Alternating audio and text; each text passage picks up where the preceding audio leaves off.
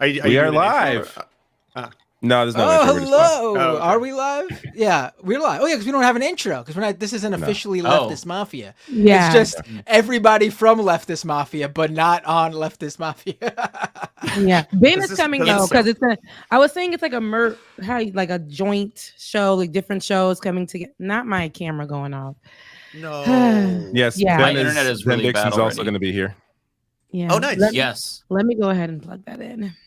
Do you have the Rebecca? Do you have the Sony ZV-1? Because I do. Because is that the camera you have? Because I had that issue with that camera, and I figured out how to fix it. At least I think I did. 6400.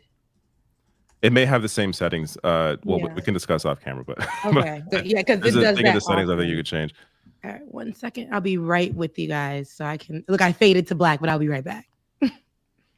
So it's going to be starting in about 8 minutes or so. Let's scroll through here. Who's going to be in the debate? Let me bring this up. Yeah, you tell me. So Ron DeSantis, not Donald Trump. That's what matters. Not Donald Trump. That's the most important thing. I did everything right, and they indicted me. Not Donald Trump. So let's quickly hear, what do we expect from Ron DeSantis? I expect him to do terribly, actually. I think that he has no charisma. He's garbage. And I'm curious to see if he's going to be defending Trump, as was leaked in the super PAC that is backing him. That's what they want to see. Is he going to do that, or is he going to attack Trump? I think that's one thing to watch for. I expect him to be the punching bag. Ron, as your super PAC, we want you to be a little bitch. Go out there and just defend someone who's just destroying you in the polls and talking trash about your family. Ron, just go out there. And we've already let Mickey Mouse whip you around. It's time for Donald Trump to do so too. Is it really rivalry? Because I feel like Ron DeSantis actually took a lot of Trump's, his blueprint from when he came out. Started with that, rolled out with that, and then I think he took it a step further. But this is a lot of what to me, what DeSantis is doing is similar. It's textbook Trump, and that's why Trump looks at him like, you can never be me. You will never be me. It's Trump without the charisma. It's Trump without the charisma, all it is a real piece of shit. So that's why he's not appealing to anybody. Yeah, he's pretty boring. They're having who could be more horrible face. He has a handsome face. So I'll say that. No. Oh, strong disagree. No? Strong disagree. Oh, no, does not have a Okay. Wait, did you say Ron DeSantis has a handsome face? Like Are you familiar? Are you familiar with the Amazon Prime show The Boys? No. Can someone throw up Homelander? I'll see if I can find your. Your tweet was so good. Okay, but the actor who plays Homelander is actually good looking. It's more the fact that they're both kind of. Well, I'm not saying he looks like the actor. I'm saying he looks like trash. He's garbage. Let's be clear. But Donald Trump is not. You're gonna get so clipped, Rebecca. Damn, we're finding out. Y'all can't say that man's face is not nice. That's a nice face. I don't know. We're finding out that you're a freak, Rebecca. That's what we're finding out tonight. Donald Trump is handsome. Now come and fight me. Fight me. Like send me literally come to my address and just be like, Rebecca, like it's time. Problematic crush. That is the voice of a sociopath. He wants to rip the head off this reporter, just like Homelander. Well, let's not spoil Homelander. Not you having this ready, Matt. It's CD. You have this ready, and that's thick. Okay. By the way, you have this ready is thick.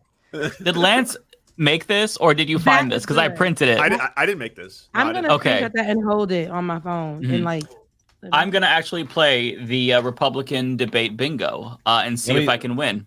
Let me bring up the image of that. Yeah. Whoever made this is very, very clever because all of these are gonna Republican debate bingo. The middle one. Woke should have been the middle I square. agree. Woke is gonna be like 50,000 times tonight. Yeah. Woke is gonna be in the first 3 seconds we're gonna hear woke. Climate hoax for sure. All of these are very likely. Hunter Biden, because it's going to be that's going to be Biden, absolutely. Oh yeah. Yes. Mainstream Biden, media, family. mainstream media, baby. That's all up in there. What's the least likely one? I guess is the better question here. Climate hoax. What's the one that's I would No, say. that's going to be hit. I think that could. You know Think what? it's gonna be a Maybe hit? not, because that's more of a Trump saying climate hoax. Mm. But they will downplay the climate if it comes up at all. I think it won't come up at Crime all. So infested We need to blue add. cities. We need to add which Too many words. candidate will wish Matt Binder a happy birthday today. Oh, right. It's your birthday, okay, right? Bender, Matt happy Bender, it's your birthday birthday. again. Happy birthday. Thank you. Thank Happy you. birthday. No, let me do the black version. Happy birthday to you. Happy birthday. I like to this you. version too because I it's prefer the black copyright version. claim free. Okay. Listen, no, I think that's that version is, if I'm not mistaken, I may be making this up. No, I don't know who it is. I was about to just say Stevie Wonder because it just felt like it was Stevie Wonder. That is not It Stevie does Wonder, feel Stevie Rebecca. Wonder. That It is does not feel it, Stevie though. Wonder though. I made that up. But yeah, it's copy. It's you're right. So happy birthday. How old are you? Thank you. Oh, I'm multiple 30. chats are saying Stevie Wonder. Yeah, it is Stevie Wonder. Okay, so see. Oh, so it's definitely not copyright claim free. No, but that's my remix. That's my voice. I And am. Bender, I don't sing for everybody. Okay. All right, I appreciate it. It was beautiful. You have a great singing voice, much better Thank than your you. taste You in do. men. Here you go. Here you go. I'm 37 years old today, and you know, Young if you're ever man. feeling to the audience, if you're ever feeling like your birthday came and went and you didn't really have a great time, just remember you could be me and spending your birthday night watching the GOP primary debate. Happy birthday, though. What else do you have planned outside of this? Because I know this Oh, can't just be it for you. No, that really is. I mean, I That's your got life? kids, and That's they your just life? just put them to bed. We had a cake. Just Okay. me, just the kids and my wife, and we just did it small. We'll do something bigger on the weekend. It's hard. Wednesday, I wasn't gonna take off on a Wednesday either. That's no fun. I'd rather take off like on a Friday or Monday and extend the weekend and celebrate my birthday then. So you're gonna be in the streets this weekend? I don't know about the streets, probably Getting at weird. some sort of kid-related theme park type deal, I'm sure. Oh, you're gonna celebrate with the kids. It's not gonna be Yeah. you and your partner. It's just gonna be you. Oh no, that rarely happens nowadays. Oh, David. Oh my God, you sound David. like you're 50. Is that what married life is like? Ooh. No. We actually do enjoy our sound kids. like you're I don't know. Throw them Hey, kids off. I'll be like, throw them. Like, whose kids are these? Yeah, no, I'm just kidding. I wouldn't do that. That's not me. Okay, as mom. in the 43 seconds that remain, I'm just going to quickly say to answer David's question. You know who I think is going to really succeed tonight? Vivek Ramaswamy. I think it's going to be his Probably. night. I think he'll probably do the I think best. he's going to dominate. Yeah, that's my prediction. I would love to see it.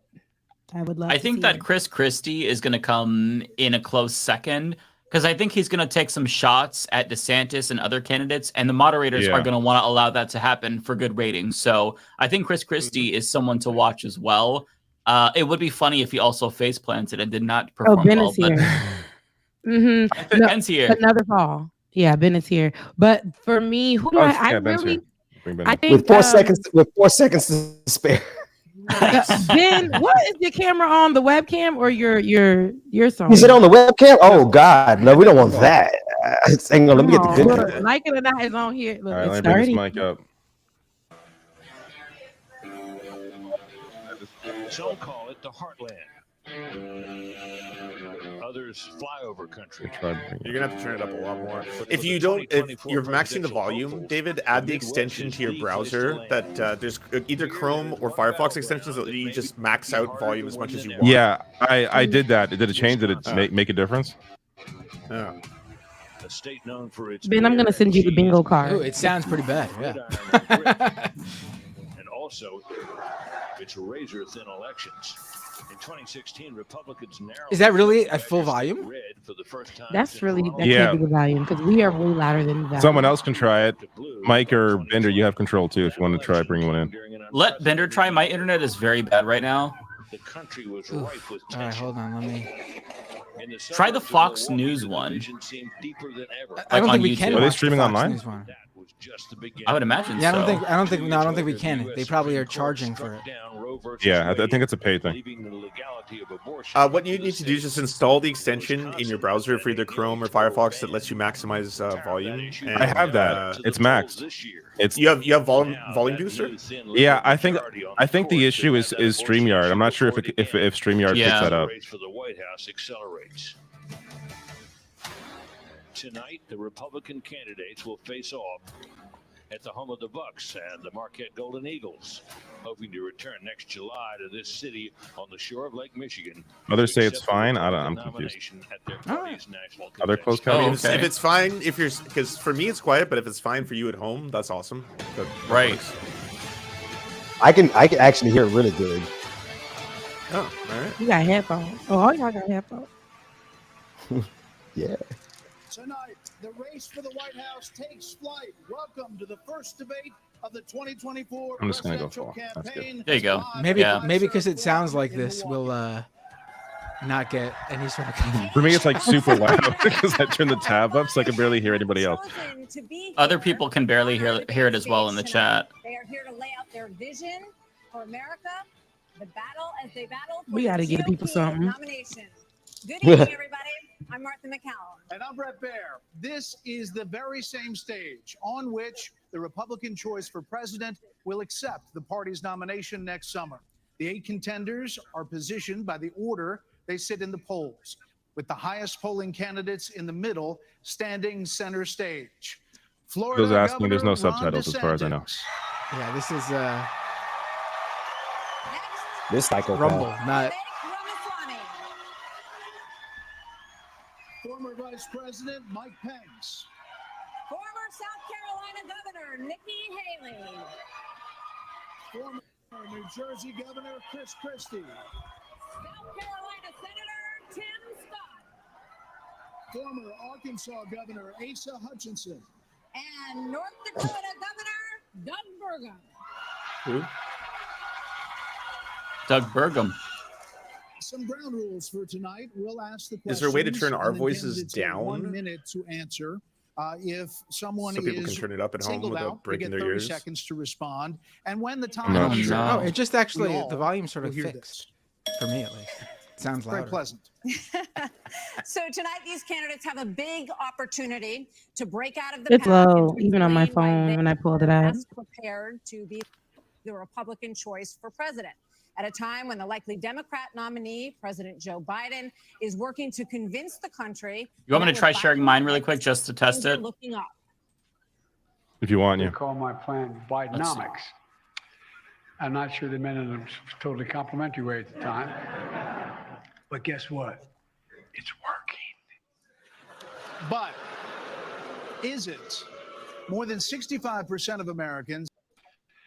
I'm not sure they meant it in a totally does that sound? complimentary way at the time. But guess what? The same. It's working. Same. Yours is Okay. lower for me. But Okay, let's go back to David's then.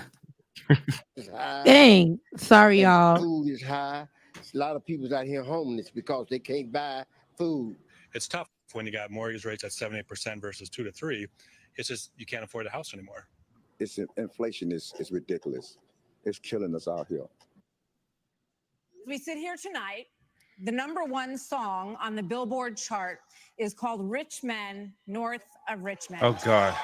Oh my Oh my god. God. Oh, I can't believe that got mentioned. Virginia, named Oliver Anthony. His lyrics speak of alienation, of deep frustration with the state of government and of this country. And people on Washington, welfare. D.C. is about 100 miles north of Richmond. Oh my god. Oh, gotta mute it. Yeah, I'm not sure we can share that audio.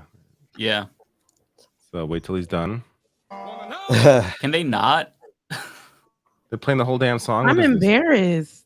This is the way they start the show. Like, what is the point of playing this? I don't get it. He's It's their new speaking to the hero. people. Yeah. Yeah. this is- Do you not understand? But maybe they didn't get the memo. He said diversity good, so he's canceled. That's true. What do you think it means?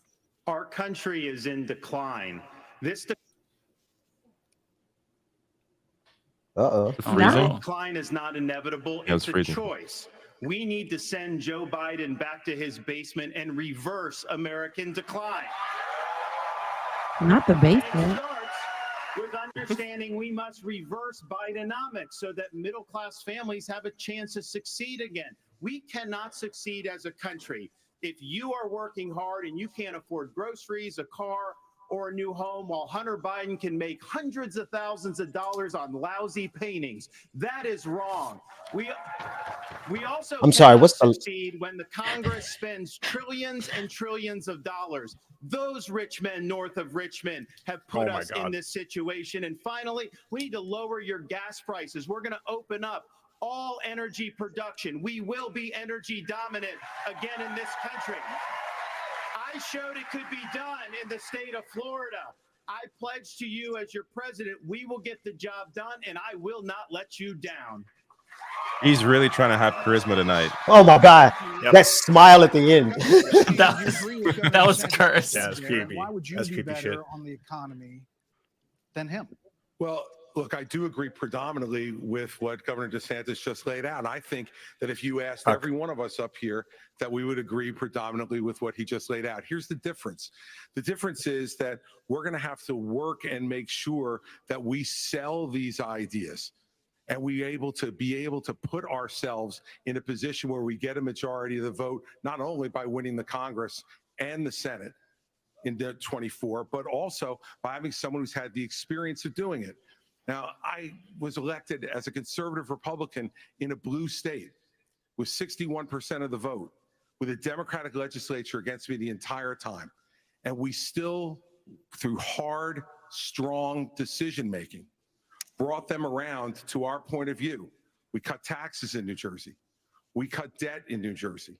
We made sure that each and every time we were confronted with bad Democratic ideas, we stood and stopped them. And when there were good ideas, we brought people together to make progress going forward. Truth and accountability are the things we need to do to fight waste. And I'd say the last thing is this, Brett.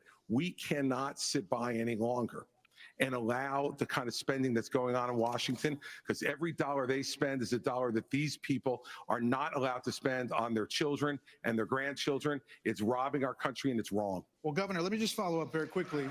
New Jersey, Really weak start for him. Had the second lowest credit Really rating in weak. the nation after Illinois. It was downgraded 11 times. Yeah, Jeez. and that's what happens when you inherit a blue state that has done that. But when you look at what we did on debt, Brett, in that state, we cut debt in that state, debt that had been left to us by 3 Democratic gubernatorial predecessors of mine who ran up that debt tremendously.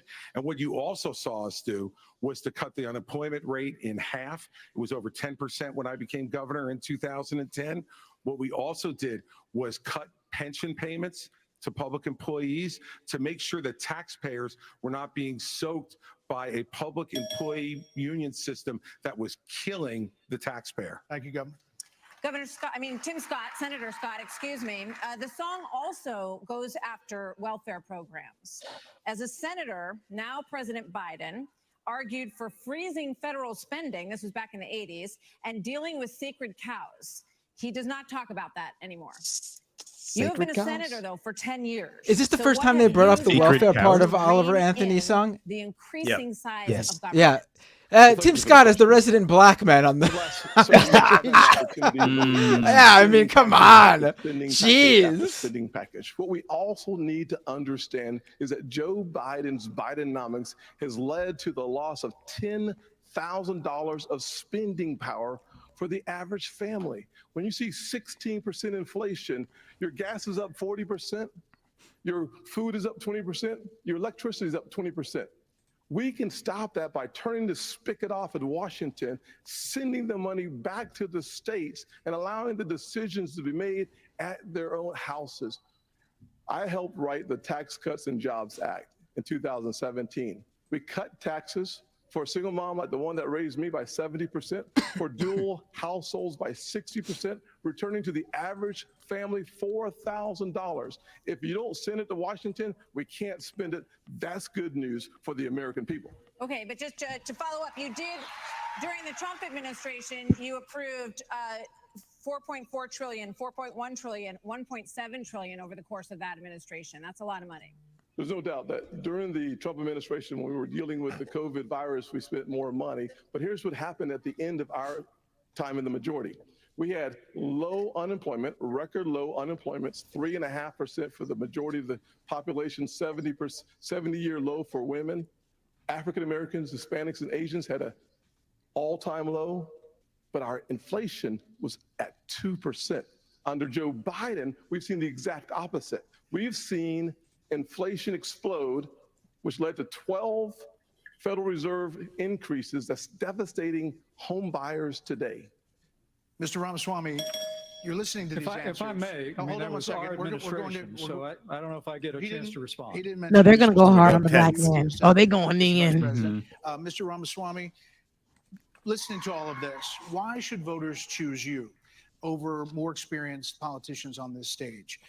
You're basically, a blank slate for people. You're 38 years old. You've said Empty that suit. you only voted in 2 presidential elections before this moment, this political race. So first, let me just address a question that is on everybody's mind at home tonight. Who the heck is this skinny guy with a funny last name, and what the heck is he doing in the middle of this debate stage? Come on, Vivek. I'm not a politician, Brett. You're right about that. I'm an entrepreneur. My parents came to this country with no money 40 years ago. I have gone on to found Completely ignored the multi-billion-dollar question. companies. I did it while marrying my wife, Apoorva, raising our 2 sons, This following is our faith in giving. God. That is the American dream. And I am genuinely worried that that American dream will not exist for our 2 sons and their generation unless we do something about it. And I do think Brett is going to take an outsider, because for a long time we have professional politicians in the Republican Party who have been running from something. Now is our moment to start running to something, to our vision of what it means to be an American today. If you have a Y'all were broken right. car, you don't turn over the keys to the people who broke it again. You hand it over to a new generation to actually fix the problem. That's why I'm in this race, and we're just getting warmed up. That's a great start. Vivek said, I'm coming out strong. Yeah. Didn't answer anything. Not a thing. Yeah. We've heard all of these voters talking about. And you notice no follow-up questions for he or DeSantis. Nationally right now, he's beating you in the Vivek polls. is the Well, I don't care GOP's about Buttigieg polls. for What sure. I care about the fact is that no Mhm. one is telling the American people the truth. The truth is that Biden didn't do this to us. Our Republicans did this to us too. When they passed that Ooh. $2.2 trillion COVID stimulus bill, they left us with 90 million people on Medicaid, 42 million people on food stamps. No one has told you how to fix it. I'll tell you how to fix it. They need to stop the spending. They need to stop the borrowing. They need to eliminate the earmarks that the Republicans brought back in. And they need to make sure they understand these are taxpayer dollars. It's not their dollars. And while they're all saying this, you have Ron DeSantis, you've got Tim Scott, you've got Mike Pence. They all voted to raise the debt. And Donald on. Trump added $8 trillion Nikki said. to our debt. And our kids are never going to forgive us for this. And so at the end of the day, you look at the 2024 budget, Republicans asked for $7.4 billion in earmarks. Democrats asked for $2.8 billion. So you tell me who are the big spenders. I think it's time for an accountability. Wow. Oh shit! Nikki Haley. Damn. What? You were mentioned there. She said, y'all getting red. 4% of voters say the cost of groceries is a, quote, major problem for them. Right. You blame the Biden administration spending for that increase. But as vice president, your administration spent more than any prior, $7.8 trillion added to the national debt, $3.5 trillion of that before COVID. So does that mean that you're part of the spending problem? Well, first off, thanks for the question. Thanks for letting me respond to a reference to our administration's record. Oh I'm god. incredibly proud of the record of the Trump-Pence administration. I mean, in 4 short years, we rebuilt our military. We revived our economy. We unleashed American energy. And we appointed 3 conservatives to the Supreme Court that gave the American people a new beginning for the right to life. Now, Martha, you asked earlier who's the most best prepared for this job. And I must tell you, with all due respect to all of my friends on the stage, and even to one that's probably looking on, I think unquestionably I'm the best prepared, the most tested, the most qualified and proven conservative in this race. I was a leader in the Congress of the United States. I led Indiana where we balanced budgets and had a AAA bond rating when I was governor. And as vice president of the United States, we spent funding to backfill on the military cuts of the Obama administration. And then we were there in the worst pandemic in 100 years. All that being said, I was the first person in this race to say that we've got to deal with the long-term national debt issues. You got people on this stage that won't even talk about issues like Social Security and Medicare. I mean, Vivek, you recently said a president can't do everything. Well, I got news for you, Vivek. I've been in the hallway. I've been in the West Wing. A president of the United States has to confront every crisis facing America.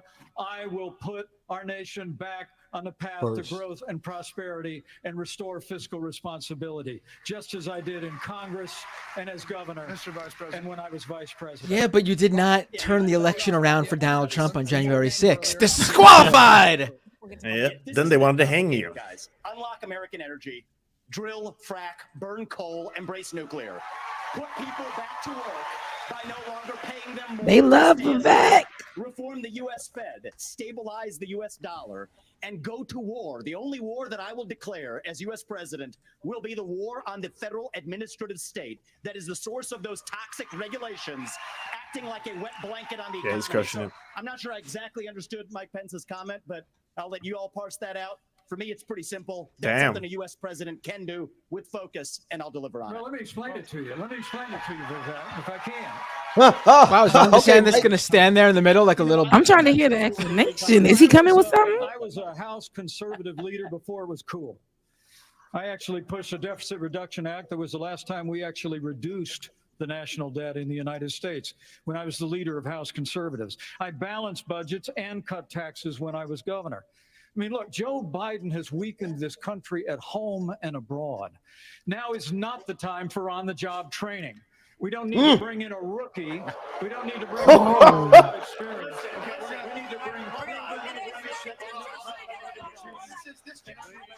Where'd the volume go? Yeah, now I can't hear anything. You're up, Governor DeSantis. So here's the thing. Why are we in this mess? Part of it, and a major reason, is because how this federal government handled COVID-19 by locking down this economy. It was a mistake. It should have never happened. And in Florida, we led the country out of lockdown. We kept our state free and open. People and I can died. tell you this, People as your died. president, I will never let the deep state bureaucrats lock you down. You don't take somebody like Fauci and coddle him. You bring Fauci in, you sit him down, and you say, Anthony, you are fired. He wants to I told you. You know what? We're going to bring in... I just want to respond to Mike. I just want to respond to Mike for 1 second because he invoked me back. Listen, now that everybody's gotten their memorized, pre-prepared slogans out of the way, Like we you. can have a real discussion now. The reality and the fact of the matter is... Was that one of yours?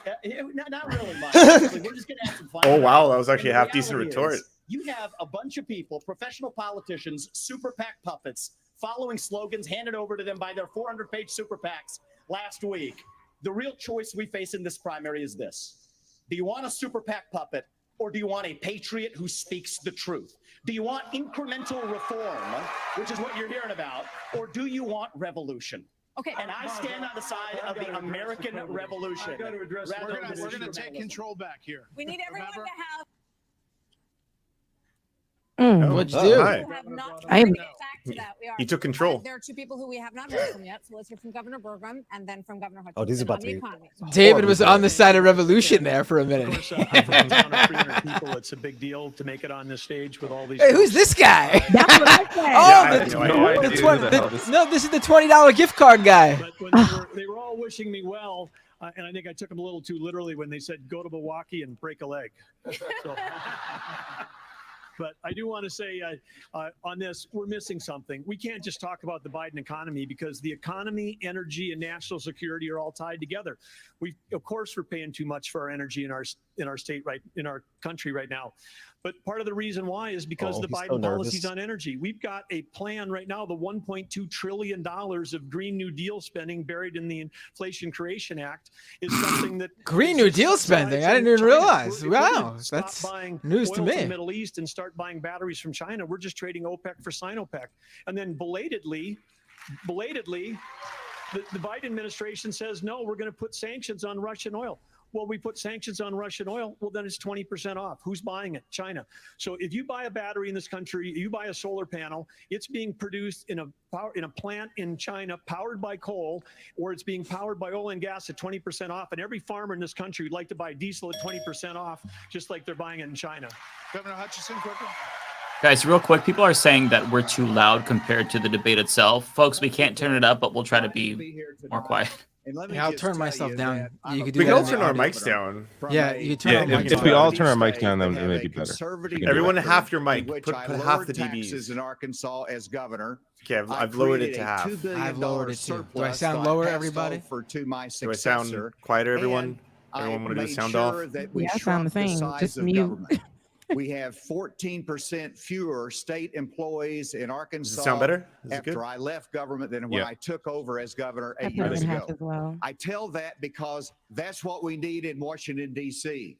We need somebody who can actually constrain the growth of the federal government, that can actually reduce the size, and I've pledged to reduce by 10% our federal non-defense workforce. That's a specific pledge to make that attacks the administrative state. And let me applaud some of the business partners that are here that have had success in business. But let me tell you, I've been a federal prosecutor. I've served our country in terms of being head of the DEA, in Homeland Security, in times of crisis. And while I think that that's experience that is important for the future of our country, to be the president of the United States that can lead with positive solutions and be held accountable. Thank you. We have a Boring. lot of topics to get to. And I Yeah, head of the promise we're going to DEA, get to cringe everyone as if fuck. we play within the rules. Right. Okay, next topic. More than 1,000 people are still unaccounted for in Maui after the deadliest U.S. wildfire in more than a century. Hawaii's governor and White House officials said that climate change amplified the cost of human error. And a tropical storm hit California for the first time in 84 years. The ocean hit 101 degrees off the coast of Florida. And in the last month, the heat wave in the Southwest broke records nearly 50 years old. This is So going to be Alexander good. Diaz from Young America's Foundation has a question for you. Polls consistently show that young people's #1 issue is climate change. How will you, as both President of the United States and leader of the Republican Party, calm their fears that the Republican Party doesn't care about climate change? Deny So we want to start I'm on actually with, I'm actually Shane stunned they're Diaz. asking this question. Do you believe in human behavior is causing climate change? Raise your hand if you do. Look, we're not school children. Let's have the debate. I mean, I'm happy to take it to start. Alexander, So do you want to raise your hand or not? I don't think that's the way to do. So let me just say to Alexander this. First of all, one of the reasons our country's decline is because of the way the corporate media treats Republicans versus Democrats. Biden was on the beach while those people were suffering. He was asked about it. He said, no comment. Are you kidding me? As somebody that's handled disasters in Florida, you got to be activated. You've got to be there. You've got to be present. You've got to be helping people who are doing this. And here's the deal. Let's just answer the question. So is that a yes or is that a yes? Is that a hand raise? You do not. I think it was a hand raise for him, and it's my hands are in my pockets. No, because no, the I climate didn't change raise- I agenda is didn't a raise a hoax. Let us be honest as Republicans. I'm the only person on the Who's that? stage who isn't bought and paid for, so I can say this. The climate change agenda is a hoax. That's the bingo card right there. And we have to declare independence for it. And the reality is, Wow, he's getting booed for that, right? Or was he getting booed for the other comment? Bought And so and the paid. reality is, more people Yeah. are dying of bad climate change policies than they are of actual climate Governor, change. Governor Haley, are you bought and paid Death rate for? is down by Hold on, 98% in the last century. Listen. Wait, hold on. This guy's gonna feel really stupid in a couple enough years. already tonight of a guy who sounds like ChatGPT standing up here. Oh, Jesus Christ. And He the worked on that last person line. in one of these debates, That who was stood too in the middle good. of the stage and said, "What's a skinny guy with an odd last name doing up here?" was Barack Obama, and I'm afraid we're dealing with the same type of amateur standing in stage tonight. Come on, give me a hug. Give me a hug just like you did to Obama. The same type of amateur. And you'll Got hug him. me just like you did to Obama too. Give me that The bear same hug, brother. type of amateur. Hold on. Governor Haley, would you like to respond? Are you So, bought and Brett, paid what for? I would like to say is the fact that I think this is exactly why Margaret Thatcher said, if you want something said, ask a man. If you want something done, ask a woman. Now that's a prepared line. I knew it was coming. Sounds woke. We do care Yeah. about clean air, clean water. We want to see that taken care of, but there's a right way to do it. And the right way to do it is, first of all, yes, is climate change real? Yes, it is. But if you want to go and really change the What's the right environment, way? then we need to start telling China and India that they have to Oh my lower God. their emissions. That's where our problem is. And these green subsidies that Biden has put in, all he's done is help China, because he doesn't understand all these electric vehicles that he's done, what that does. Half of the batteries for electric vehicles are made in China. And so that's not helping the environment. You're putting money in China's pocket, and Biden did that. So first of all, I think we need to So China acknowledge bad? the Fuck truth, the which earth? is these subsidies are not working. We also need to take on the international world and say, okay, India and China, you've got to Need to stop take on the polluting, and that's when international we'll start world. to deal with Yeah, the international world is here. Are you bought and paid for? Sorry. Are you bought and paid Absolutely not. I mean, here's What? what the American people deserve. What is a kind of debate people about do the that Paid to for? black men? their lives. I am. Yeah. Black person on the panel. The American Are you people bought and paid to for? decide on the next leader of our country. Number one. Wait a second. Number two, as a kid who grew up in a single parent household mired in poverty, I wondered, Oh my was God, the bro. American dream real for kids who are devastated by poverty, devastated by the challenges of life? I came to the conclusion that America can do for anyone what she's done for me if we focus on restoring hope, creating opportunities, and protecting America. If we want the environment to be better, and we all do, the best thing to do is to bring our jobs home from China. If we create 10 million new jobs in my Made in America plan, we will have a better economy and a better environment. Let me tell you why I say that, Brett. America, Do it quickly. America has cut. Jesus. I'm a Southern boy. I talk slow. So America, Wow. America. They are not. Yeah, That was quick. America has cut our carbon footprint in half in the last 25 years. The places where they No, are you haven't. continuing to increase: Africa, 950 million people. India, over 1 billion. China, over 1 billion. Why would we put ourselves at a disadvantage, devastating our own economy? Let's bring our jobs home. We have a lot of Okay. different topics to get Yeah, we do. We thank you all. Thank you, Wow, Senator Scott. he gets So the most coming up disrespect, next, Tim the Scott, candidates huh? will weigh in on what could be a defining issue in the 2024 campaign. The first Republican debate continues moments away. Wow. People are still saying our mics are too loud. I guess we gotta turn No, them there's down a little nothing bit we more. can do at this point. I mean, Jesus I put Christ! mine If you even guys just want to lower. watch the debate, then go to Fox News. Like, Yeah, you can't just watch the debate on. Yeah. Well, right now it's a commercial, so we can have a little bit of back and forth. Y'all, that was Vivek came out strong. So you guys were right in your initial. It's prediction. Vivek. Oh, Vivek. Vivek like Yeah. steak. I thought it was Oh. Vivek. That's what I No, thought too. Vivek. It He was says given Vivek like so cake. it's Let's Vivek. pull us up on the screen. Let's not show these commercials. Let's show. Oh, yeah, you're right, close- you're right. yeah. You know, Mm. at the end of the day, he's actually now called Chat GPT. I think that was the better No, first that was exchange. good. They come in with the Yeah, shots today. Yeah. Shots fired. Mhm. But yeah, I think he's dominating right now. No question. He's controlling. He got asked a question, and then instead of answering any part of it, he's just like, I just want to tell you all about what I'm all about. And then, like, it's okay, fine. Yeah, go ahead. Yeah. He's trying to be the populist right-wing Bernie Sanders, essentially using words like revolution, talking about super PAC puppets. He's giving me like fascist 2016 Bernie. And I think that might play well for him. The one thing that I think might actually hurt him a little bit is him just saying that climate change is a hoax. That's going to bode well for him with like the right-wing grifter sphere. The problem is that I think if you're really trying to be populist, young people care about this, like even on the right. So I don't think that that's going to help him. But that's the one misstep so far. The fact that Mike Pence is attacking him, I think gives him a lot of clout. Yes, yes.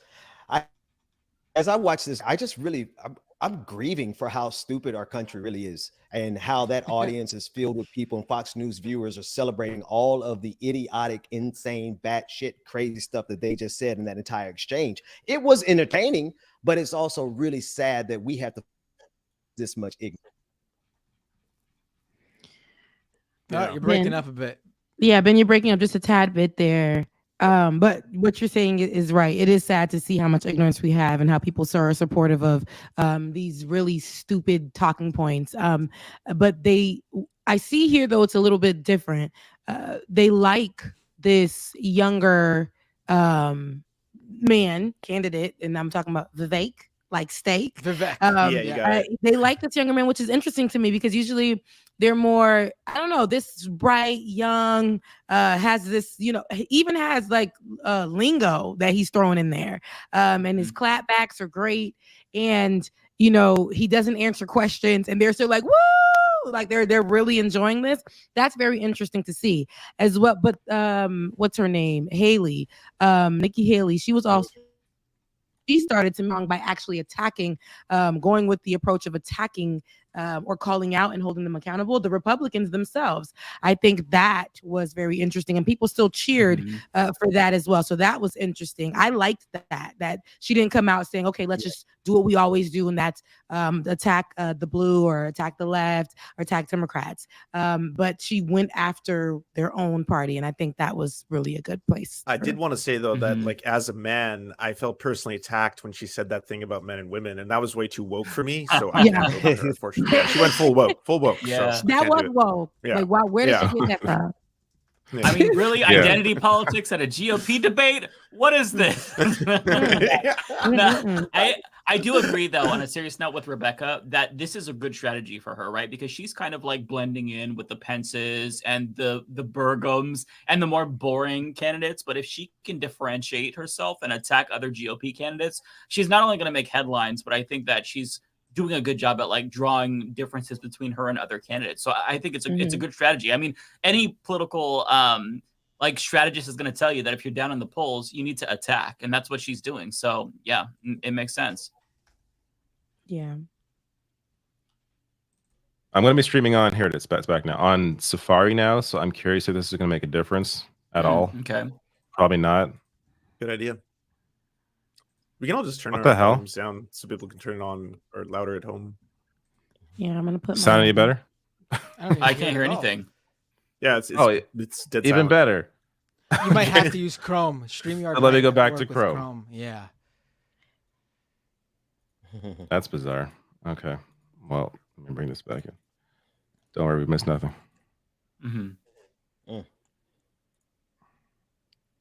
Shout out to all the right wingers watching us currently. We are also conservative, so stick around. Thank you, Martha. I am unapologetically pro-life, not because the Republican Party tells me to be, but because my husband was adopted and had trouble having both of my children. So I'm surrounded by blessings. Having said that, we need to stop demonizing this issue. This is talking about the fact that unelected justices didn't need to decide something this personal, because it's personal for every woman and man. Now it's been put in the hands of the people. That's great. When it comes to a federal ban, let's be honest with the American people and say it will take 60 Senate votes. It will take a majority of the House. So in order to do that, let's find consensus. Can't we all agree that we should ban late-term abortions? Can't we all agree that we should encourage adoptions? Can't we all agree that doctors and nurses who don't believe in abortion shouldn't have to perform them? Can't we all agree that contraception should be available? And can't we all agree that we are not going to put a woman in jail or give her the death penalty if she gets an abortion? Let's treat this like a respectful issue that it is, and humanize the situation and stop demonizing the situation. Well, all right. All abortions matter. DeSantis, you God. signed a 6-week abortion ban in Florida. One of your biggest financial backers said that you need to, quote, shift to get moderates or you will lose. What do you say to him and others who say politically that is a tough thing to sell nationally? Well, I would say we sold the biggest election landslide victory in the history of the Republican Party in the state of Florida in 2022. That's what I did. We can win. But second of all, look, you got to do what you think is right. I believe in a culture of life.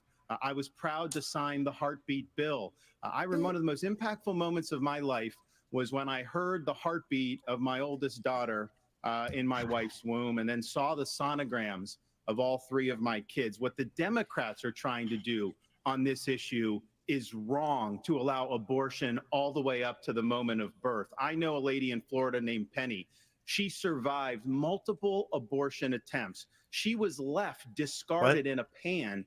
Fortunately, her grandmother saved her and brought her to a different hospital. We're better than what the Democrats are selling. We are not going to allow abortion all the way up till birth, and we will hold them Penny is accountable so for their traumatized. extremism. Did he say she survived being in a pan? Yep. I'm going to stand on the side of life. Look, I understand Wisconsin is going to do it different than Texas. I understand Iowa and New Hampshire are going to do different. But I will support the cause of life as governor and as president. Vice President Pence, you're shaking your head. Have a national. Hold on, Senator. Vice President Pence, you're shaking your head. Well, look, I'm not new to this cause. After I gave my life to Jesus Christ as my Lord and Savior, I opened up the book and I read, before I formed you in the Bible. See, I set before you life and death, blessings and curses. Now choose life. And I knew from that moment on, the cause of life had to be my cause. And I've been a champion for life in the Congress, a champion for life as governor and as vice president. And to be honest with you, Nikki, you're my friend, but consensus is the opposite of leadership. When the Supreme Court returned this question to the American people, they didn't just send it to the states only. It's not a states only issue, it's a moral issue.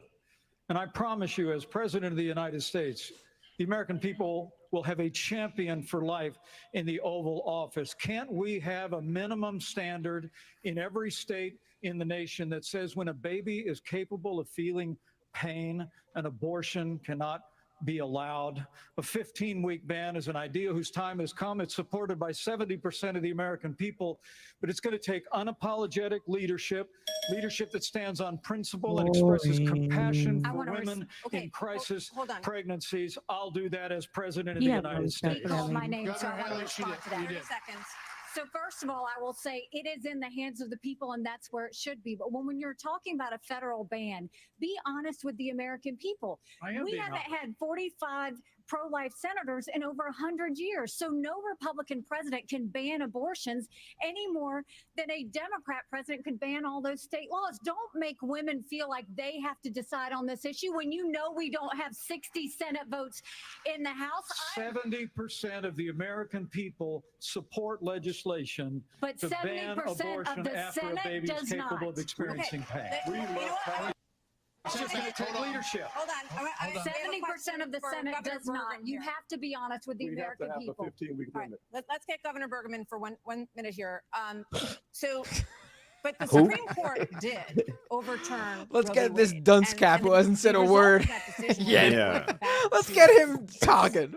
So that's where it is right now. So You can just talk over him. Who gives a you are fuck? not in favor I don't know of what he a is. federal ban. It's just the face. What do This you is the think guy You guys said who that. It paid is people a just $20 gift card for Jersey, donating $1 to him so he could get on the stage. that Because you allow needed abortion 40,000 up to the time of donations. birth, though? If you were So he president, said, would donate you $1 be to me able and I will to send you a $20 gift card. Well, first of all, I'm a pro-life that's why he's governor on of the a very stage. pro-life state. And this issue is, of course, very important, but I am on the Why is he record wearing and I other stand people's behind skin? that we should my not have Weird a federal dude. abortion Stop ban. it now. We should not. Right And the reason now. why we shouldn't is very simple. It's the 10th Amendment in the Constitution. In the Constitution, Is it which upside the down? states created the federal government, not the other way around, it says that there were certain duties allowed to the federal government delegated to them by the states. The rest are left to the states, comma, more importantly, or to the people.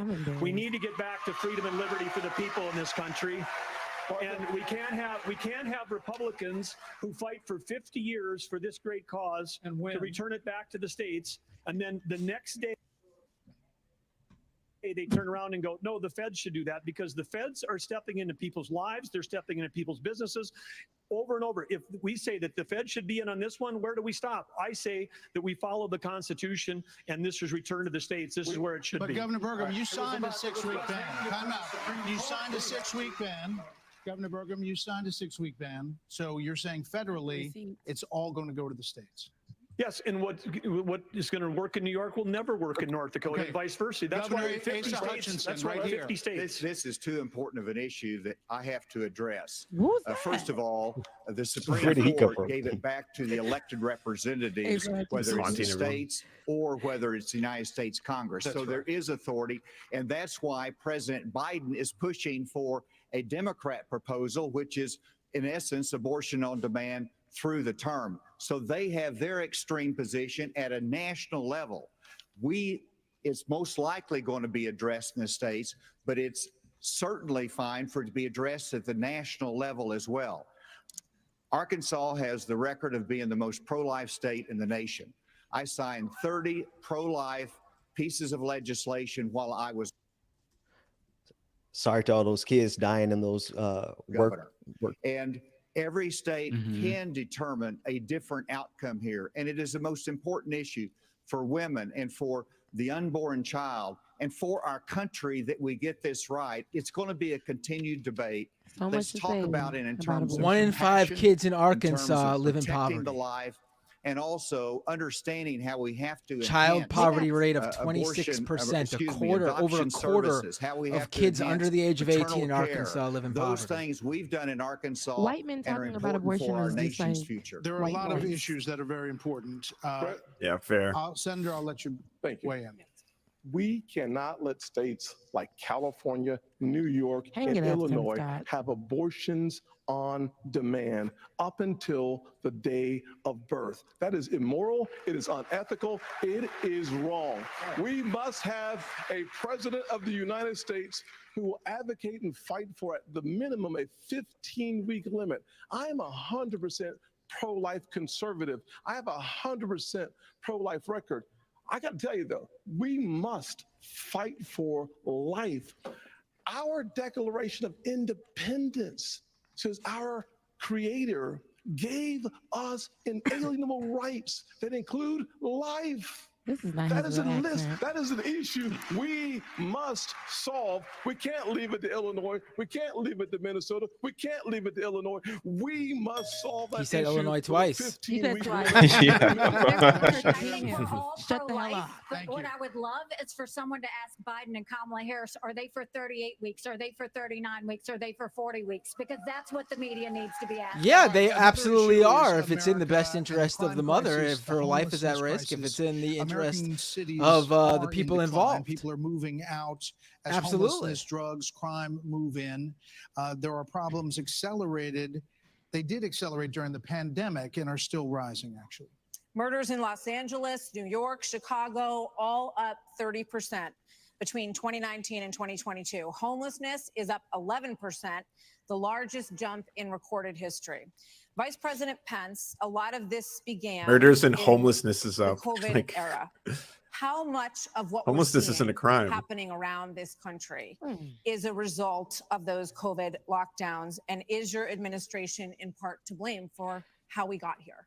Well, I think what's in part to blame is the Democrats been talking about defunding the police for the last Oh, 5 please. years. And we are Jesus defunding Christ. law enforcement, Yes, that's why they're particularly in our homeless. major cities at Mhm. unprecedented levels. I mean, it's extraordinary to think about the violence that's claiming innocent lives literally every week in every major city in this country. And yet Democrats and liberal that crime in prosecutors in cities? major metropolitan areas continue to work out their fanciful agendas, to do bail reform and go easy. What we need is strong commitment to law enforcement. We need leadership in Washington, D.C. that'll marshal the resources of the states, marshal the resources of the American people. But let me also say it's about opportunity. I mean, a lot of people don't know that those Trump-Pence tax cuts that we got signed into law go away at the end of 2025 if we don't have a Republican president and a Republican House and a Republican Senate. When I'm president of the United States, we're actually going to cut taxes further. We're going to extend those tax cuts. Oh, my and God. we're going to close the federal Department of Education, block grant all that funding back to the states with a growing economy and educational choice and law enforcement. We will bring our cities back. Governor Christie, another They issue are this insane. weekend here in Milwaukee. They are. reports It's say there were the 30 same shootings, bullshit every fucking and year. a number of It them very, including kids. very much. Add that to the big increase in school shootings around the country. Democrats blame this crisis on easy access to guns. They also blame Republicans for blocking gun control legislation. What would President Christie do? You know, I'm proud of the fact, Brett, that I'm the only person, along with Governor Hutchinson, up on this stage who's actually running United States Attorney's Office. I ran the 5th largest office in America in a state where there is significant urban crime. And the problem is not going to be solved by more money. The problem is that these prosecutors in these localities in the states are refusing to do their job and to arrest violent criminals. So what a President Christie would do is appoint an attorney general who would instruct each of the 93 U.S. attorneys that they are to take over the prosecution of violent crime in every one of those cities that are failing to do so. We have plenty of room in the federal prisons to lock up these violent criminals and clean up what's going on all across this country in these individual cities. Secondly, what we need to make sure that each and every one of these criminals understand is that the laws apply to everybody. And when Hunter Biden fills out a fake application, a false application for there's a bingo. And then is facing a 10-year. No, but that's one of the cubes. Sorry. Mandated by legislation, sponsored by his father. Yeah, they said it earlier. And then you have. Thank God we're not drinking every time they say Hunter. Away from those charges, we're telling people that the law doesn't apply to everybody. In a Christie administration, he would go to jail for 10 years. What about a President Ramaswamy? What does a President Ramaswamy do about guns? So the reality is we have a crime wave in this country and we know how to fix it. The question is, do we actually have the spine to do it? More cops in the streets who are on the streets able to do their jobs without looking over their shoulder for getting sued. And we also have a mental health epidemic in this country.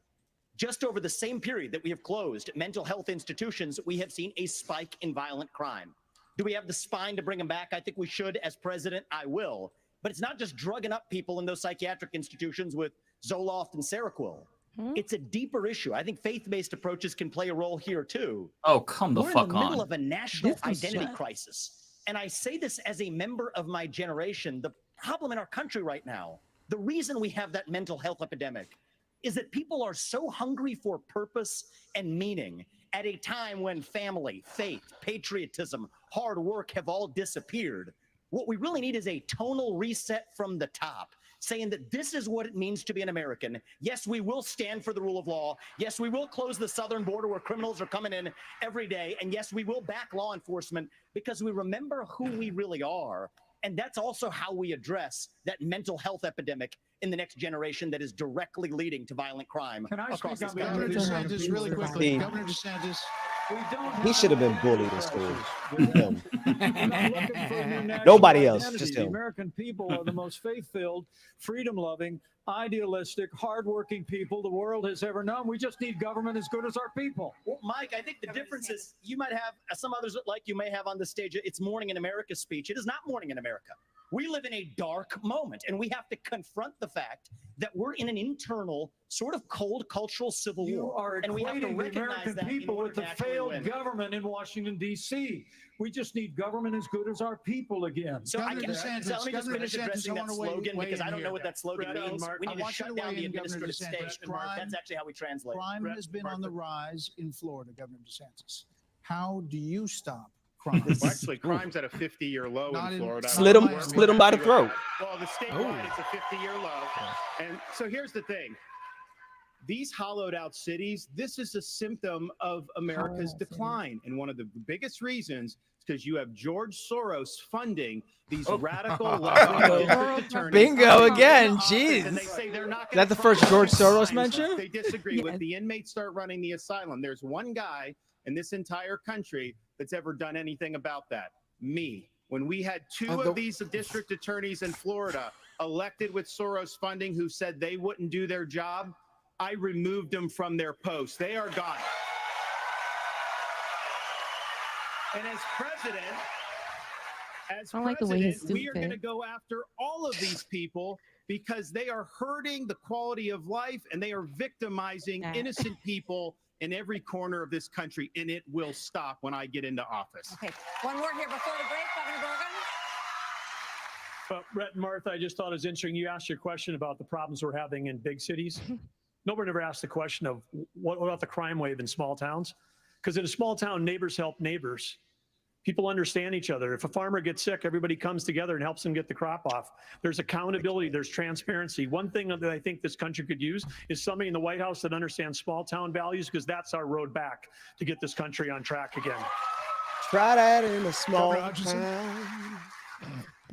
As former head of the DEA, I understand the drug crisis in America. And right now, whenever you look at the challenges in our inner city, there's 3 simple words that would be helpful. 1, enforce the law when it comes to crime. Secondly, let's deal with the challenge of fentanyl. And it's both about stopping the fentanyl coming from Mexico, but it's also about education of our young people, making sure Sometimes it's China, that we sometimes have, it's Mexico. the tools that are needed for addiction counseling. That's what we expanded in Arkansas as well. Whenever you look at the underlying challenge of America, though, no one likes to see an America with smash and grab in our inner cities.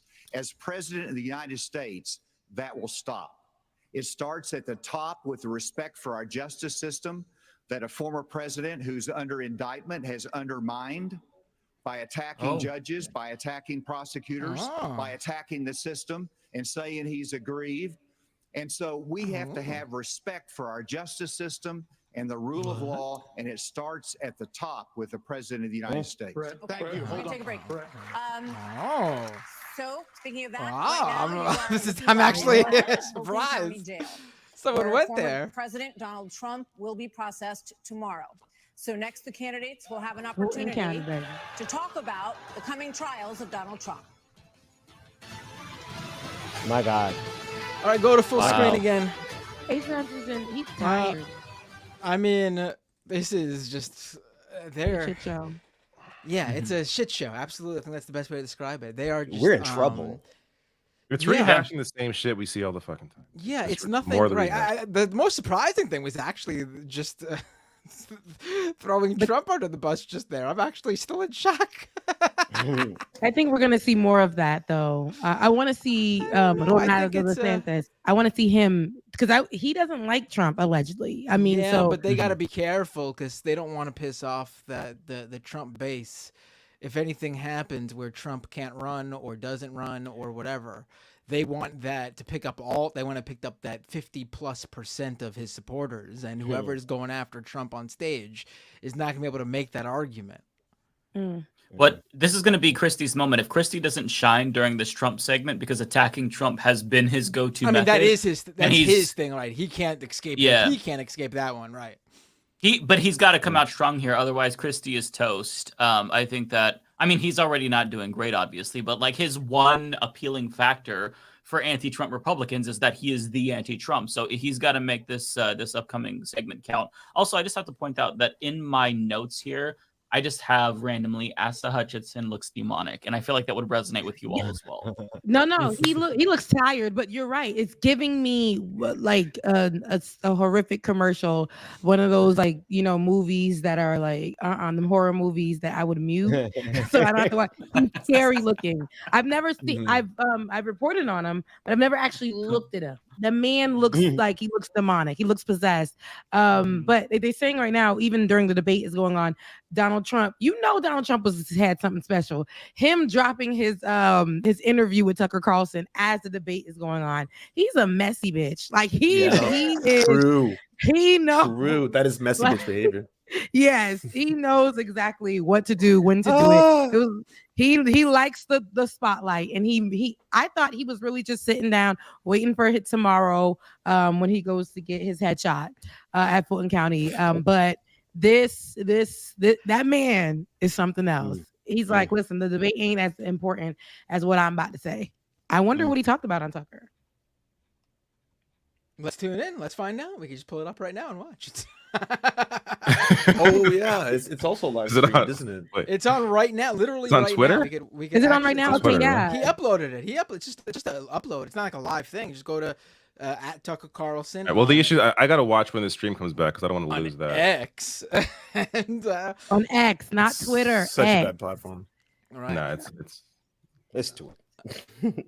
It's a 46-minute long clip. It's got I mean, I need to open up my Android device to find it to get you the actual video views, but the tweet impressions are at 75 million, and it's been up for an hour, so it's gonna be a big one for Tucker.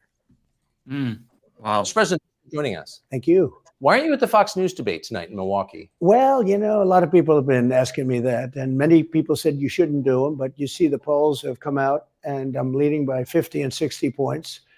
And, you know, some of them are at 1 and 0 and 2. I sit there for an hour or 2 hours, whatever it's going to be, and get harassed by two. I want to hear that again. We gotta get through. Yeah. Them are at 1 and 0 and 2. What? No, why would you make me focus on that? And I'm saying, I sit there for an This hour. is better than 2 the hours, debates. whatever This it's is way going to be, better. and, get harassed by people that shouldn't even be running for president. Should I be doing that? And a network that isn't particularly friendly to me, frankly. You know, they were backing Ron DeSanctimonious like crazy, and now they've given up on him. I mean, it's a lost cause. It reminded me very much of 2016. You know, in 2016, I went through the same stuff. No, Tucker is and not had to fight them all the way, and then they became very friendly after I won, or just about when I was winning. But I just felt it would be more appropriate not to do the debate. I don't think it's right to do it. If you're leading by 50, 60, I have one poll, I'm leading by 70 points, and I'm saying, why am I doing it? And I'm going to have 8 people, 10 people, whoever made the debate. I don't know how many it is, but I'm going to. All right, it's back. Yeah, you don't even give a Dang, fuck I wanted to find hear out. that, but yeah, take it back to the debate. Yeah. By the way, real quick, I could not find the 70% poll that Pence was referring to. Because it ain't real. Yeah, I think he made it up. They're making up things. You all Yep. on China, Ukraine, immigration, education. Wait, I love how much room Martha McCallum's name took up on the Chiron compared to Fred Bear. I've never seen that before. Former President Trump has been indicted in 4 different states on 91 counts. He will be processed tomorrow in Georgia at the Fulton County Jail for charges relating to the 2020 I did election. everything right, and they You all indicted signed a me. pledge to support the eventual Republican nominee. If former President Trump is convicted in a court of law, would you still support him as your party's choice? Please raise your hand if you would. Oh, What? Ron. Did you So see no, Ron? I Just had to look at everyone. This is Yeah, weird. waited for a while to raise his hand. There. That's what They're looking Is at that everyone else. weird? And, So nobody knew? No, I'm doing this. Look, it's a goddamn cult. I'm doing this. And not I know this. you didn't. Whoa. No, come. What's And the- then look, He said he didn't raise Here's his the hand. bottom line. Someone's got to stop normalizing this conduct. Okay? Now, whether or not you believe that the criminal charges are right or wrong, the conduct is beneath the office of President of the United States. Oh my God, it's here. Yes, it's mixed. And you know, this is the great thing about this country. Booing is allowed, but it doesn't change the truth. It doesn't change the truth. Going after the crowd. Classic mistake. Classic heel maneuver in pro wrestling. He should know better. I believe was the best president of the 21st century. It's a fact. It's a fact. Honest to God, Just don't vote for him claim this that time. Donald Trump is motivated by vengeance and grievance would be a lot more credible if your entire campaign were not based on vengeance and grievance against one man. And if people at home want to see a bunch of people blindly bashing Donald Trump without an iota of vision for this country, they could just change the channel to MSNBC right now. But I'm not running for president of MSNBC. I am running for president of the United States. We're skating on thin ice, and we cannot set a precedent where the party in power uses police force to indict its political opponents. It is wrong. We have to end the weaponization of justice in this country. 30 seconds, Governor DeSantis. You know, let me take I'm sorry. 30 seconds, Governor You Christie. make me laugh because Goes you both sit, ways, brother. you sit here in an answer. You sit here in an answer right Oof. You sit here today. What? Froze. Uh-oh. Oh. Okay, pause. Ooh, ooh. This is bad. Yeah. So listen, For Christie. the more time we spend Yeah. doing this, the less time they can talk about issues you want to talk These about. are your voters, dipshit. So let's just get through Yeah. this section. These are your viewers. Governor Christie. You Moron. sit here talking about how you want to stand up for the rule of law. Yes. And law and order. And the fact is that it can't be selective. In your book, you had much different things to say about Donald Trump than you're saying here tonight. That's not true. Well, it is very true. That is not It's true. very true. I read it, Because and there's I a know. difference Look, between I bad know. behavior and illegal By the way, behavior, Definitely Chris, didn't and read you, it. as a prosecutor, should know better. Yeah, you know what? I know a lot There's better. a difference between I bad know, behavior. I know a lot better than you do. You've never done it like you've never done anything to try to advance the interests of this government except to put yourself forward as a candidate tonight. And here's the thing. We've stood up for law and order. I did it as U.S. attorney. I did it as governor. And I am not going to bow to anyone when we have a president of the United States who disrespects the Constitution. He said, Get your MSNBC contributor. he said, Lost the crowd. He's done. Martha, it's important to say that the president said, Donald Trump said, it's okay to suspend the Constitution. Now, the oath you take is to preserve, protect, and defend, not suspend. I will always stand up for our Constitution, regardless of the political pressure. We have another question for you. We're going to get everyone in on this issue, but I have another question. I have another question. Hold on, you will. All right. So President Trump's former vice president is on this stage tonight. He has faced hecklers on the campaign trail over his actions on January the 6th. On that day, There was a the vice guillotine president for moved him forward with the out on the certification Capitol. of the election. There was a noose for him. So do you A believe noose, right? Was it noose? I don't remember. Yeah, it was a Guillotine noose. There was a and built- all the no, they same. built The a point noose. is, they Senator wanted his Scott, head. do you believe he did the right thing? Absolutely. He did the right thing. Number one. Number two, we should be asking ourselves a bigger question about the weaponization of the Department of Justice. When I'm president, the first thing I'll do is fire Merrick Garland. Second thing I'll do, fire Christopher Wray, because we need Lady Justice to wear a blindfold. Without that, That no was one Trump's- has confidence in our justice system. That's such a Trump appointee. 17% of Republicans have confidence in our Department of Justice. Here's why. We keep seeing not only the weaponization of the Department of Justice against political opponents, but also against parents who show up at school board meetings. They're called, under this DOJ, they're called domestic terrorists. Firing Christopher But Wray that's will not- not but that's shut not- down the FBI. Mr. Actually have the courage to get it right. Mr. Ramaswamy, let me finish my comments. Yes. Not only that, in addition to that, we see the SWAT team show up at pro-life activist homes with guns drawn because this DOJ uses their power, uses their authority, not just against political opponents, but against conservatives and conservative causes. It is time for a change in America, and I will bring that change to the greatest nation on God's green earth. Is he really trying That to? was the Martin. Oh my God. I heard it. Yo, I We heard need that. to end the weaponization of these federal agents. But that's not I the will do question. that. That's not the question. Here- I know, but here's the thing. This election is not about January 6th of 2021. It's about January 20th of 2025 when the next president is going to take office. I know what the Democrats would like to do. They want to talk about all these other issues, but we've got to focus on your future. We've got to focus on reversing the decline of our country. Right. I learned in the military, I was assigned with U.S. Navy SEALs in Iraq, that you As a focus torturer. on the mission above all else. You can't get distracted. So Republicans, we've got to look forward and we've got to make sure that we're bringing the message that can win in Vice November President Pence, He's not Vice answering the President Pence. question. He's not answering the question. Vice President Pence, what do you think, Vice States President? is to support and defend the Constitution of the United States. I think the American people deserve to know whether everyone on this stage agrees that I kept my oath to the Constitution that day. There's no more. I actually do want to hear what they think That's a about great Mike question. Pence right now. Yes. Yeah. So, I want one. Wow. Mike Your Pence did his funeral. duty. I got no beef with him, but here's the thing: is this what we're going to be focusing on I'm relieved. going We- forward? The rehashing of this? I'll tell you, Governor the DeSantis, Democrats would love that, we and they spent- will win if we Governor let him get away DeSantis, with it. I'm not letting Biden hang out in the basement this time. We're going to run. I think we should hear whether or not they think Mike Yeah. Pence should have been Governor DeSantis, we spent an hour killed talking on about the steps policy. of the Capitol. I Former want to President know Trump beat this. you by 30, 40 points in many polls. So it is a factor in the GOP Oh, primary. Governor Hutchinson, Jesus. you did not raise your hand.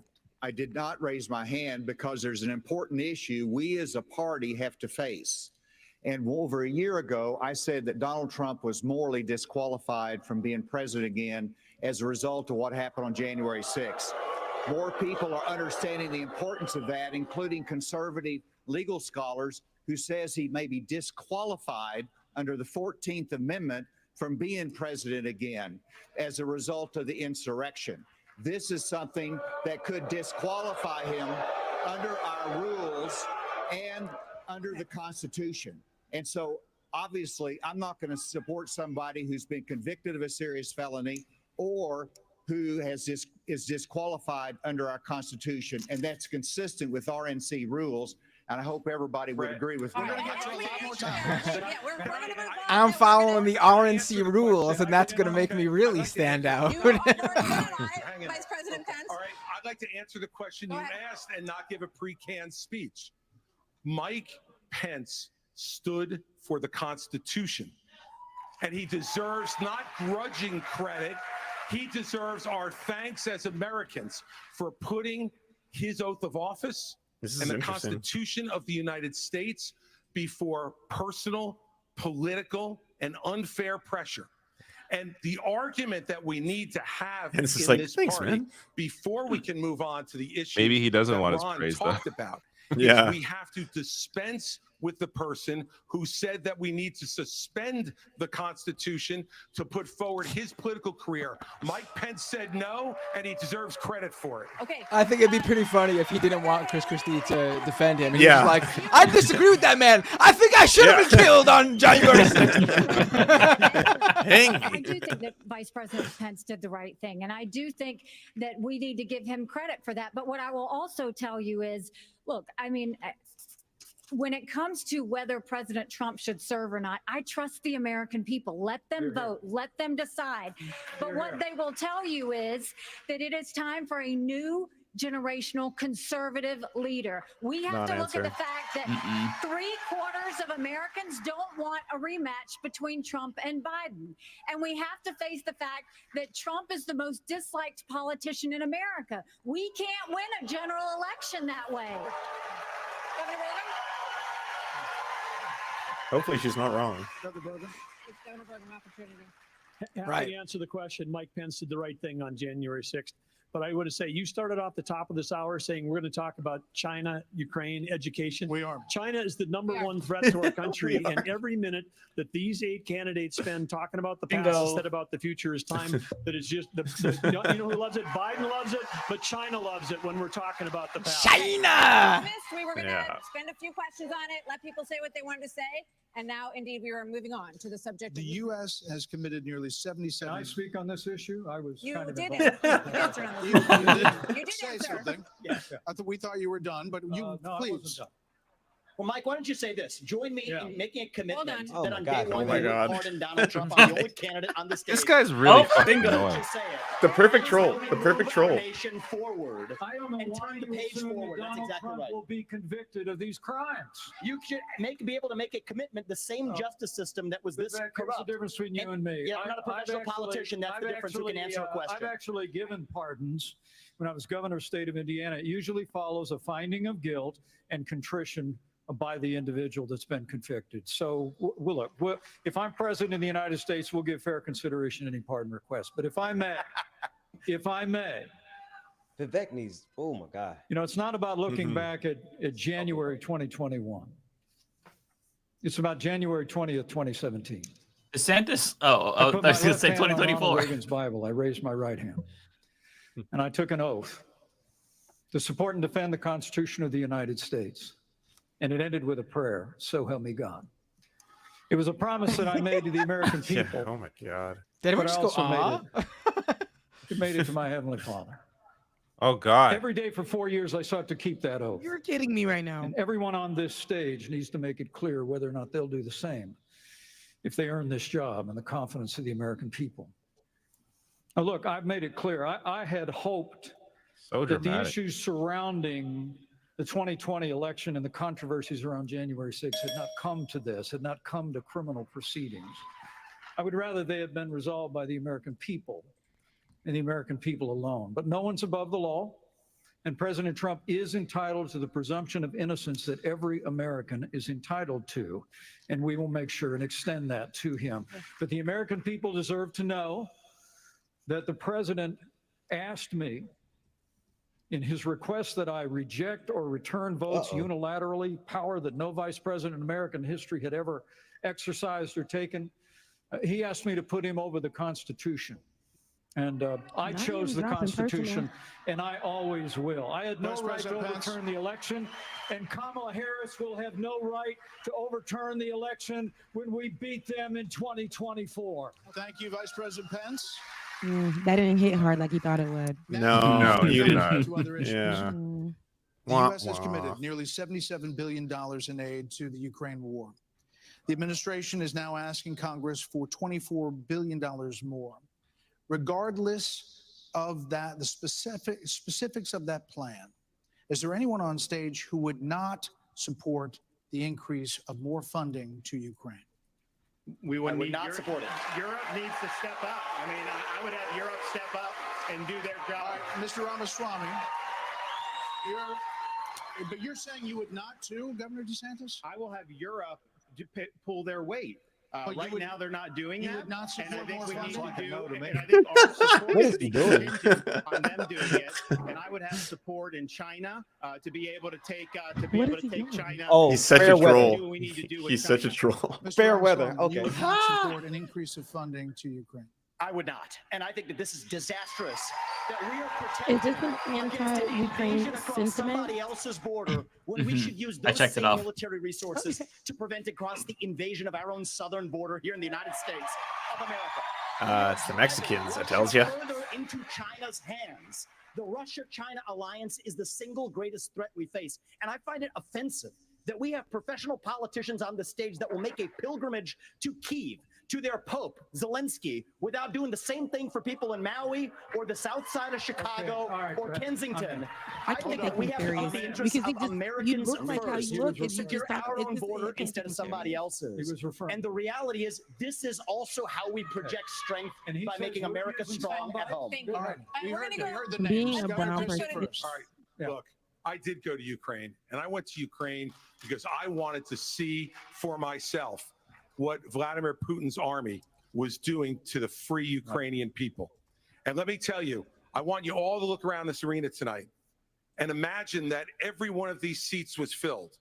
And if every one of them was filled, there would still be 2,500 more children outside to make over 20,000 who have been abducted, stolen, ripped from their mothers and fathers, and brought back to Russia to be programmed to fight their own families. They have gouged out people's eyes, cut off their ears, and shot people in the back of the head, men, and then gone into those homes and raped the daughters and the wives who were left as widows and orphans. This is the Vladimir Putin. This is the Vladimir Putin who Donald Trump called brilliant and a genius. If we don't stand up against this type of autocratic killing in the world, This is not going to play well. But it's the truth.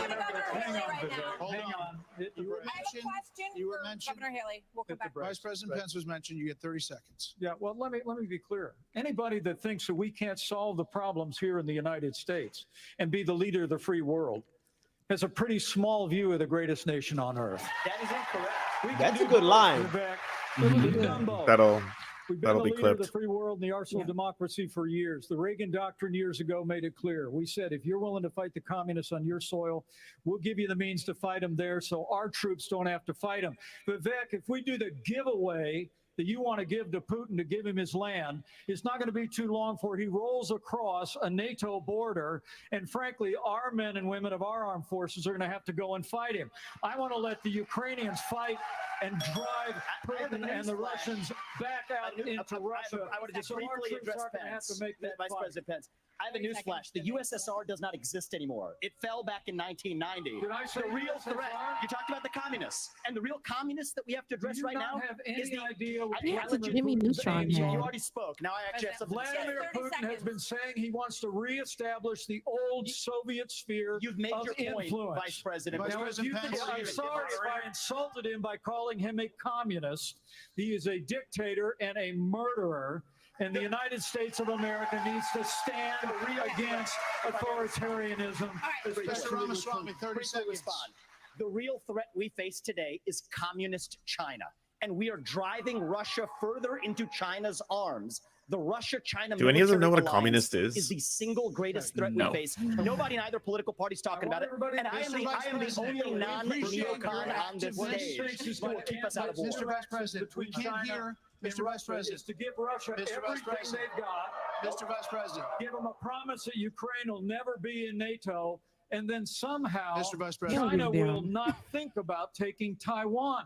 We achieve peace through strength. Mr. Vice America President. needs to stand for freedom. Okay, here we go. I think we need to establish some ground rules When here, we folks. hear this bell, Yes. that means your time's done. You're done. So, Mr. Vice President, we You're appreciate establishing you that addressing now, us here. 3/4 into 30 the seconds debate. is 30 seconds. Already Mr. disrespected Ramaswamy, it a you long mentioned time you ago. get 30 seconds. So the reality is that today, Ukraine is not a priority for the United States of America. And I think that the same people who took us into the Iraq War, the same people who took us into the Vietnam War, you cannot start another no-win war. And I do not want to get to the point where we're sending our military resources abroad when we could be better using them here at home to protect our own borders, protect the homeland. All right. That will be my top priority in foreign We policy. gave you Protect more this than the 30 homeland. seconds in the rebut. So I do want to get to some other people because everybody, we respect everybody's time here. So Governor Haley, you did not raise your hand, meaning that you would support more funding for the Ukraine war. You have said of Governor DeSantis that you didn't appreciate it when he initially called it a territorial dispute. Why? First of all, the American president needs to have moral clarity. They need to know the difference between right and wrong. They need to know the difference between good and evil. Right. When you look at the situation with Russia and Ukraine, here you have a pro-American country that was invaded by a thug. So when you want to talk about what has been given to Ukraine, less than 3.5% of our defense budget has been given to Ukraine. If you look at the percentages per GDP, 11 of the European countries have given more than the US. But what's really important is go back to when China and Russia held hands, shook hands before the Olympics, and named themselves unlimited partners. A win for Russia is a win for China. We have to know that. Ukraine is the first line of defense for us. And the problem that Vivek doesn't understand is he wants to hand Ukraine to Russia. He wants to let China eat Taiwan. He wants to go and stop funding Israel. You don't do that to friends. What you do instead is you have the backs of your friends. Ukraine is the front line of defense. Putin has said, once Russia takes Ukraine, Poland and the Baltics are next. That's a world war. We're trying to prevent war. Look at what Putin did today. He killed Prigozhin.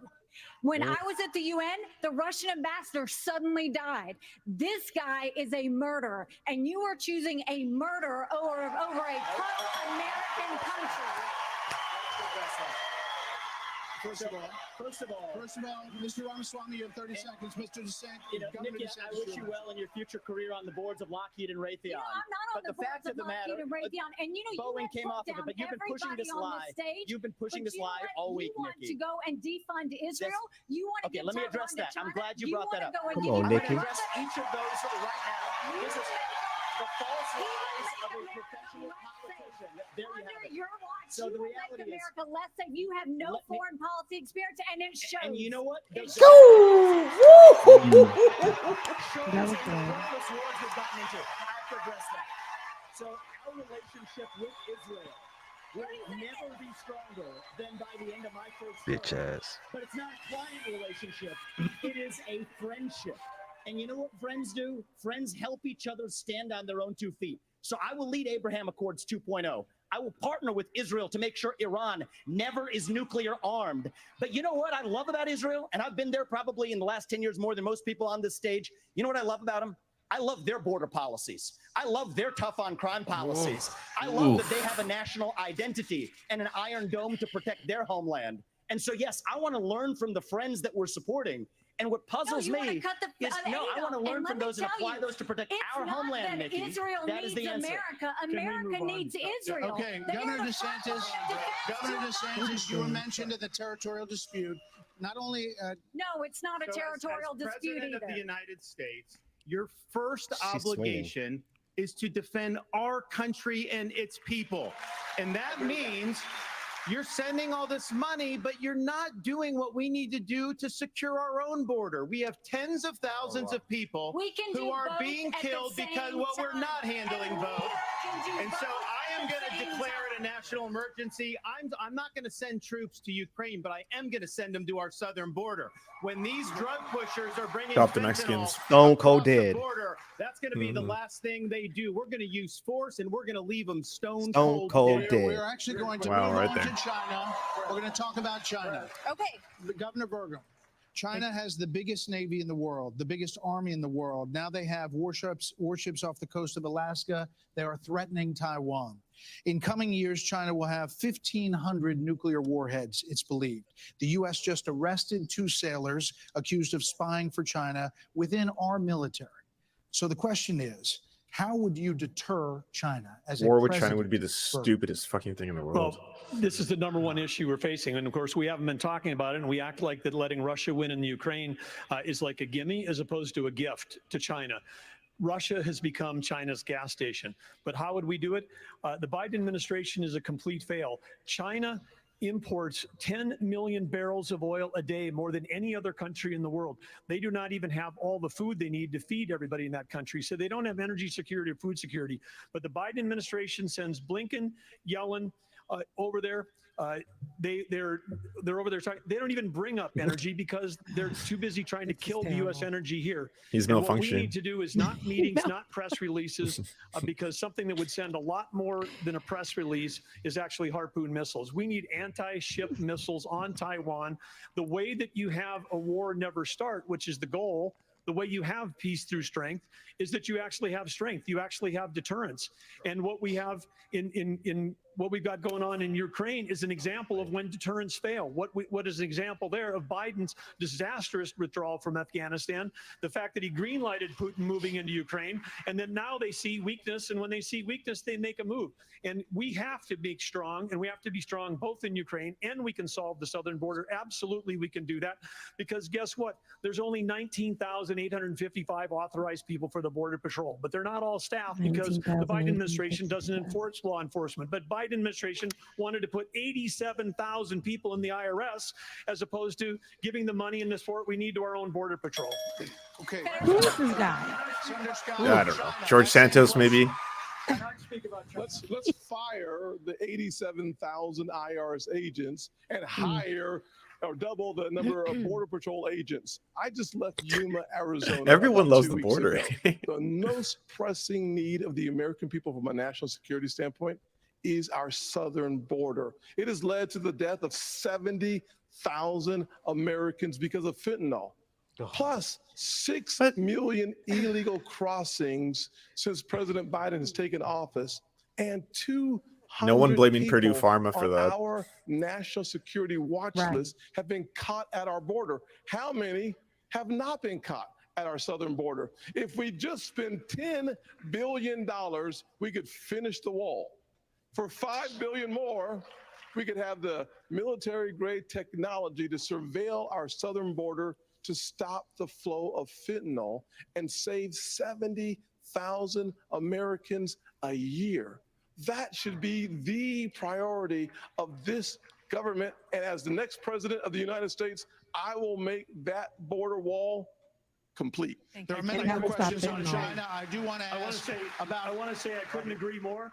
It's not just the 70,000 from fentanyl. We've lost 200,000 people to overdoses since Biden took office. That's 300 people a day. We're taking mass casualties, and that's a statistic, but these are sons and daughters, nieces and nephews that we're losing. We've got North Dakota troops down there flying night helicopter missions from San Diego to the Gulf Coast, trying to stop these transnational criminal organizations. They've got better funding on their side than we've got on our side. Speaking of which, Governor Hutchinson, images from earlier this month, Governor Hutchinson, with Mexico, Vice President Pence, Is he still? images from earlier this month. Vice President Pence, it really doesn't help. I'm asking a question. Earlier this month, images showed suspected cartel members crossing into Texas with rifles. Do you consider this an invasion? Would you authorize lethal force along that border? There would be lethal force used by the Border Patrol, law enforcement as needed to protect the border. Absolutely. When you look at the military has to be used for intelligence gathering purposes. This is not unusual. Whenever I was in the Bush administration, we went down there and met with President Vicente Fox of Mexico and asked his help in going after the cartels. And he looked at me and said, they're a problem to us as well. And so we joined together and we took down the Ariana Felix brothers leading the Tijuana cartel. And that made a difference. Ramon was shot and killed and Ben Amin was captured. Cooperation makes a difference. We cannot be successful going against the cartel unless we bring in Mexico as a partner. We have to use economic pressure to accomplish that. President Obrador has not been helpful, and we have to use economic pressure that this administration is not using. The rule of law has to matter on both sides of it. Okay. This is critical. I've done it. We know what needs to be done. The military has to be limited in its use. When after 9/11, we had the global war on terror, and guess what? We protected the border at the same time. You can do both. Okay, let's go to Governor His DeSantis. eyes look like they're about to bleed blood. So, as president, Yeah. would you support sending U.S. Special Forces over the Stone border Cold Dead. into Mexico to take out fentanyl labs, to take out drug cartel operations? Would Do you support that invading kind of Mexico? American That's the military question. Use? Yes, and I will do it on day one. Here's the thing. Day one, invade Mexico. The cartels Amazing. are killing tens of thousands And start a war there. of our fellow citizens. Yeah. You want to talk about a country in decline? You have the cartels controlling a lot of part of your southern border. We have to reestablish the rule of law, and we have to defend our people. The president of the United States has got to use all available powers as commander-in-chief to protect our country and to protect the people. So when they're coming across, yes, we're going to use lethal force. Yes, we reserve the right to operate. How many more tens of thousands are we going to let to die? I am sick. I've met angel moms throughout this country. I met a lady in Texas named Tracy, and her son took Is she an abortion one survivor? Percocet. No, that's Penny. It was laced with fentanyl. Oh, sorry, Penny. Poor Penny. Penny. That is happening all across this country because of the poison that they are bringing in. So as president, would I use force? Would I treat them as foreign terrorist organizations? You're darn right I would. You know, Vice President Pence. Day one, invade Mexico. Hell of a You're promise. darn right. Vice President Pence, why would you be better at this issue than Governor DeSantis? Governor DeSantis on the campaign trail refers to your administration as not finishing the wall. Right. Look, Penny in a pen. we secured the southern border of the United States of America and reduced illegal immigration and asylum abuse by 90%. When Joe Biden took over, he threw open the southern border of the United States, and the wave of humanity, the wave of fentanyl that's been eloquently described here is a wave of human tragedy across this country. But Martha, you began this evening talking about who is best prepared to be the next president of the United States. And I have to tell you, with all humility, I was there when we negotiated through the government shutdown and got the funding available to build the wall. I was negotiating on Capitol Hill around the clock. I negotiated the Remain in Mexico policy on behalf of the President of the United States. And AC, you're so right. It's because we used economic pressure to bring the Mexicans to the table, and they allowed us to have people wait in Mexico while they applied for asylum and ended asylum abuse overnight. We got the Mexicans to deploy their National Guard to their southern border and to our southern border as never before. And I want to promise you, as President of the United States of America, I will engage Mexico the exact same way, and we will partner with the Mexican military, and we will hunt down and destroy the cartels that are claiming lives in the United States. At least he said Okay, partner. Another issue that is related to this is that almost 7 million migrants have crossed this border, our southern border, during the Biden administration. So, Governor Christie, what would you do about the 7 million who are here? How would you handle them? What would you do? Look, Martha, the first thing we need to do is to stop any more from coming. That's the first thing we need to do. Then the next thing we need to do with the folks that are here is to, again, as we've talked about all night tonight, we have to have law and order in this country. We have to enforce the law. And what that means is to make sure that people who come here illegally are not rewarded for being here illegally. We have so many wonderful people from around the world who are waiting in line, following the law to try to come here and pursue the American dream. And those people are waiting and waiting and waiting because we haven't dealt with the problem of the folks who are here. We have to have them detained. We have to make sure that they are not rewarded for having broken the law. And one last thing on this fentanyl issue. With China, we can't take our eye off of that ball. Right. Yes, it's important that we secure the border. Very important, as I just said. But China is sending these chemicals to these drug cartels for them to create the fentanyl that is killing hundreds of thousands of our citizens. No, they're not. They make the fentanyl in China. Are engaging in an act of war against us, killing our citizens. We better make that priority one in It's our not the Chinese government doing China it. and to try to straighten that relationship out. It's Because if we fentanyl don't, producers in we're gonna China. lose more and more of our I citizens. just want to clarify, would you send those people back? Of course. You'd have to.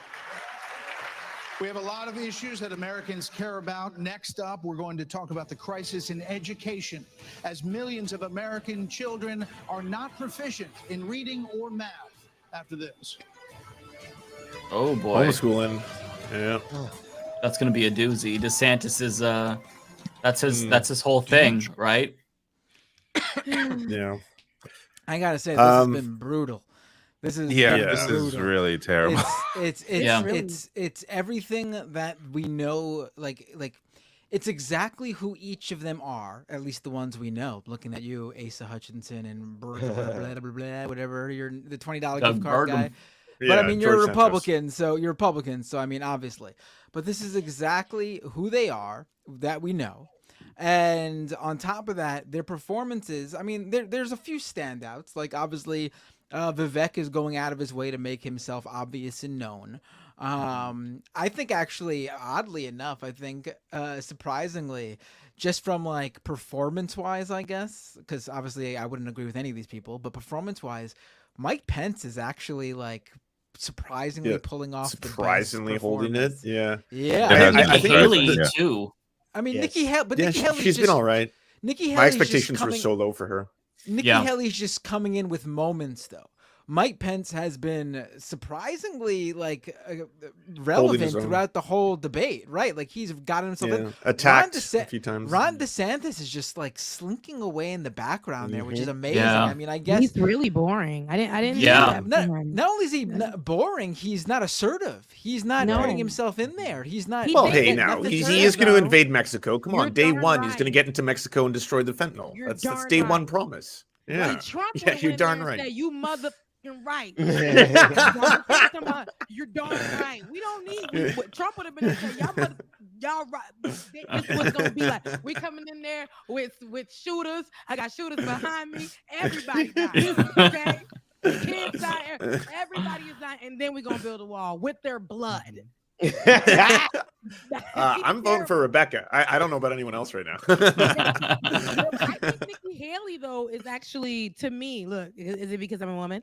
But no, I think Nikki Haley is actually she's better than what I thought it was going to be. I thought she was going to be the one to slip into the background. And I think she's trying to appeal to the women because we know, honey, okay, that these white women be having abortions too. And these when women on the right, they have abortions. We understand and we know this. They may have access to it quicker than other people, you know, so they can keep it quiet. But they be having abortions, okay? And these side chicks for these congressmen and them, they be having abortions. These state senators, they be having abortions, okay? So so I think that she's speaking to the women, and I think the modern, so the 2023 Republican woman is listening to that.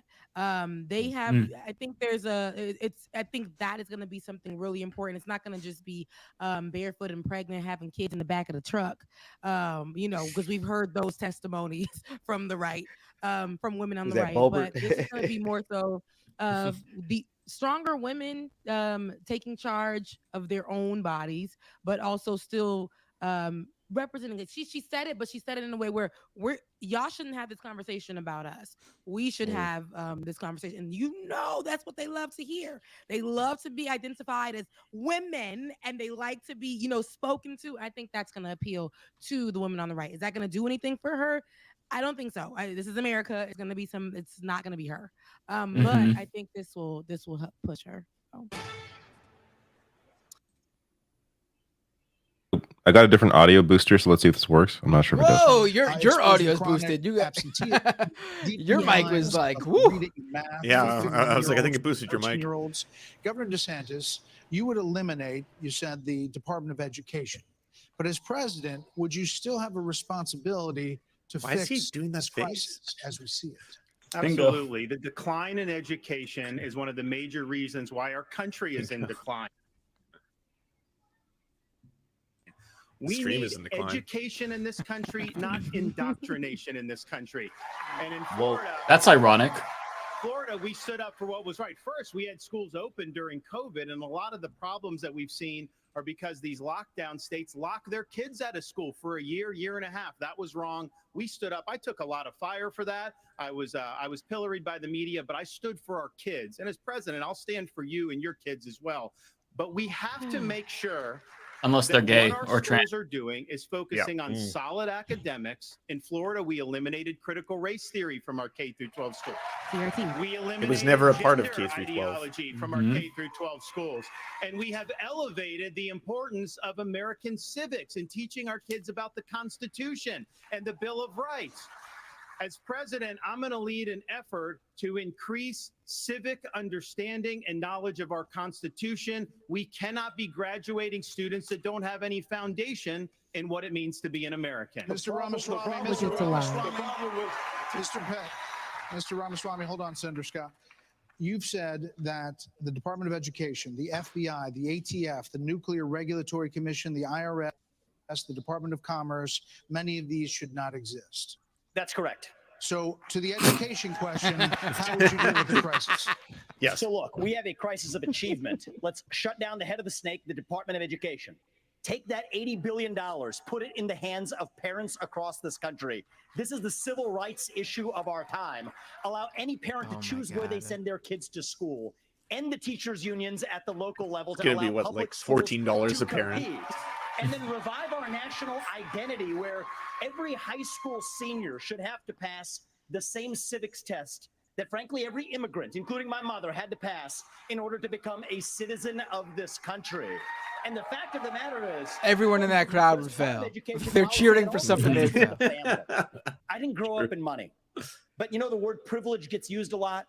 Well, you know what? I did have the ultimate privilege of two parents in the house with a focus on educational achievement. And I want every kid to enjoy that. So part of the problem is we also have a federal government that pays single women more not to have a man in the house than to have a man in the house, contributing to an epidemic of fatherlessness. And I think that goes hand in glove with the education crisis as well, because we have to remember education starts with the family, and the nuclear family is the greatest form of governance known to mankind. too much time. Governor Haley has said that biological boys playing in girls' sports Here we is go. a women's issue of our time. Yep.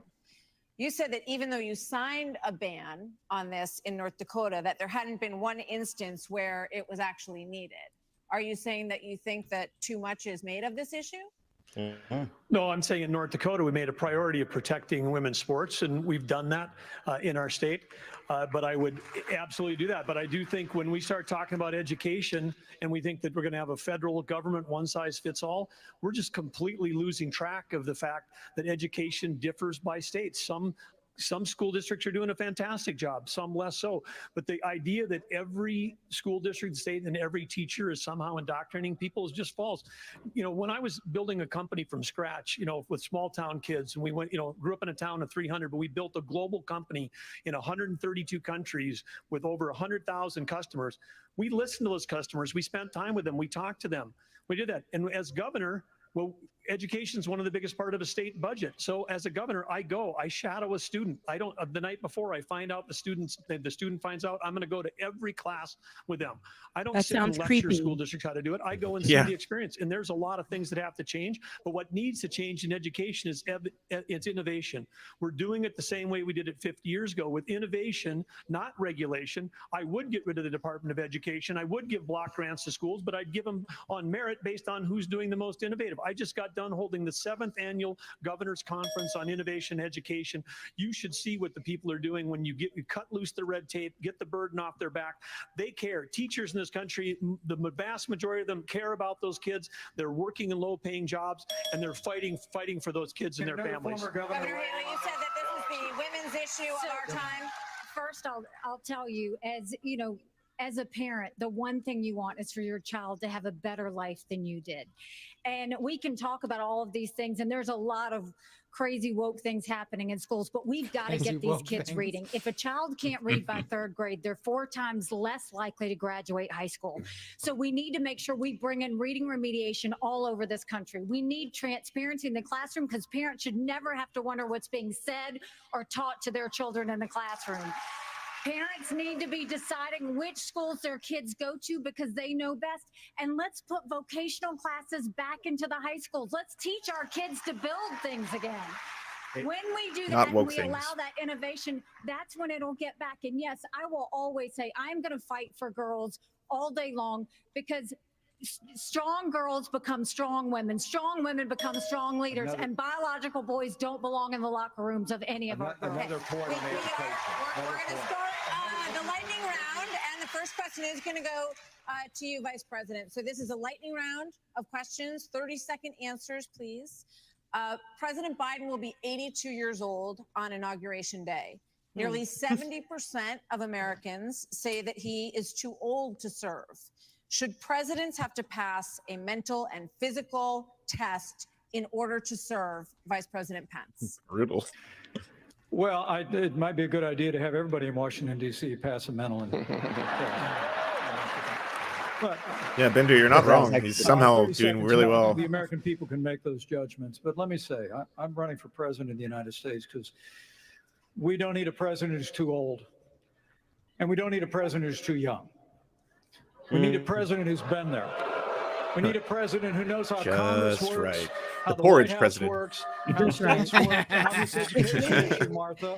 I was fighting against No Child Left Behind when Republicans were doubling the Department of Education. I'll also shut down the federal Department of Education. And when I was governor, we doubled the size of the largest school choice program in America, and we'll give school choice to every family in America when I'm in the White House. This is a lightning round, Mr. Ramaswamy. I think you were mentioned there. You're 38. You're the youngest on the stage. You've said, and you just said, you want a civics test or public service for those under 25 to be able to vote. So the question is, do you want a mental acuity test for presidents over 75? I believe in the people of this country to tell the difference between somebody who's an automaton and somebody who's actually a thinking agent in the White House, which we don't have in there today. And I will tell you, I want to address Vice President Pence's comment. I think we do need somebody of a different generation to lead this nation forward. Look at the way I've run this campaign. going to the south side of Chicago, to Kensington, in the middle of Philadelphia, where traditional Republican candidates don't go. We have an opportunity to build a multi-ethnic working class majority to deliver a landslide. And I think I'm the only candidate in this race, young or old, black or white, to bring all of those voters along to deliver a Reagan 1980 revolution. We're going to do it in 2024. Same question to you, Governor. In a presidential election until I will answer that. I will answer that. 30 seconds. 30 second quick answer. You guys need to get control of this. Everybody's going to get a chance to get Listen, control we're of getting this control of the debate. This is a lightning round, not rolling thunder. Governor Hutchinson, you have What? Dad joke. That's a dad joke. 30 seconds So on the cringe. same question. On education, first of all, look at Arkansas. We have to compete with China. I built computer science education. We led the nation in computer science education, going from 1,100 students to 23,000 students taking it.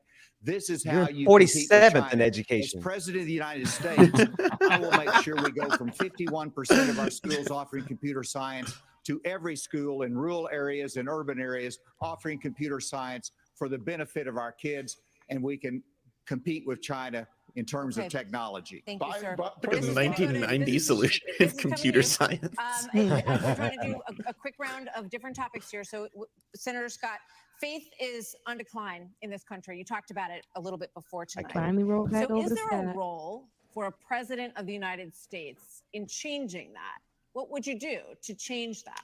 Well, our nation was founded upon the Judeo-Christian values that has made this the greatest softball nation on question. God's green earth. I'm a big believer in Ephesians 3:20 that God is able to do exceedingly abundantly above all that we ask or imagine. You don't go by Our that. responsibility should be to model the behavior we want others to follow. And On you don't. education, the only way we change education in this nation is to break the backs of the teachers' unions. They are standing in Oh the my God. doorhouse of our Those kids, greedy gonna help. unions. locking them into Fat failing cat schools teachers. and locking them out of the greatest future they could have. As Goodbye, President Dave. Governor DeSantis, Aggressive. would you support some mandatory military service for all Americans? I think it should be voluntary. I'm somebody that volunteered to serve, inspired by September 11th, and I deployed torture. to Iraq. Yep. Yeah. alongside Sure. U.S. Navy SEALs, torture in places fetish. like Fallujah, Ramadi, and it's something that I think has taught me. You know, when you go in that type of environment, anything you have, your personal agenda, you check it at the door.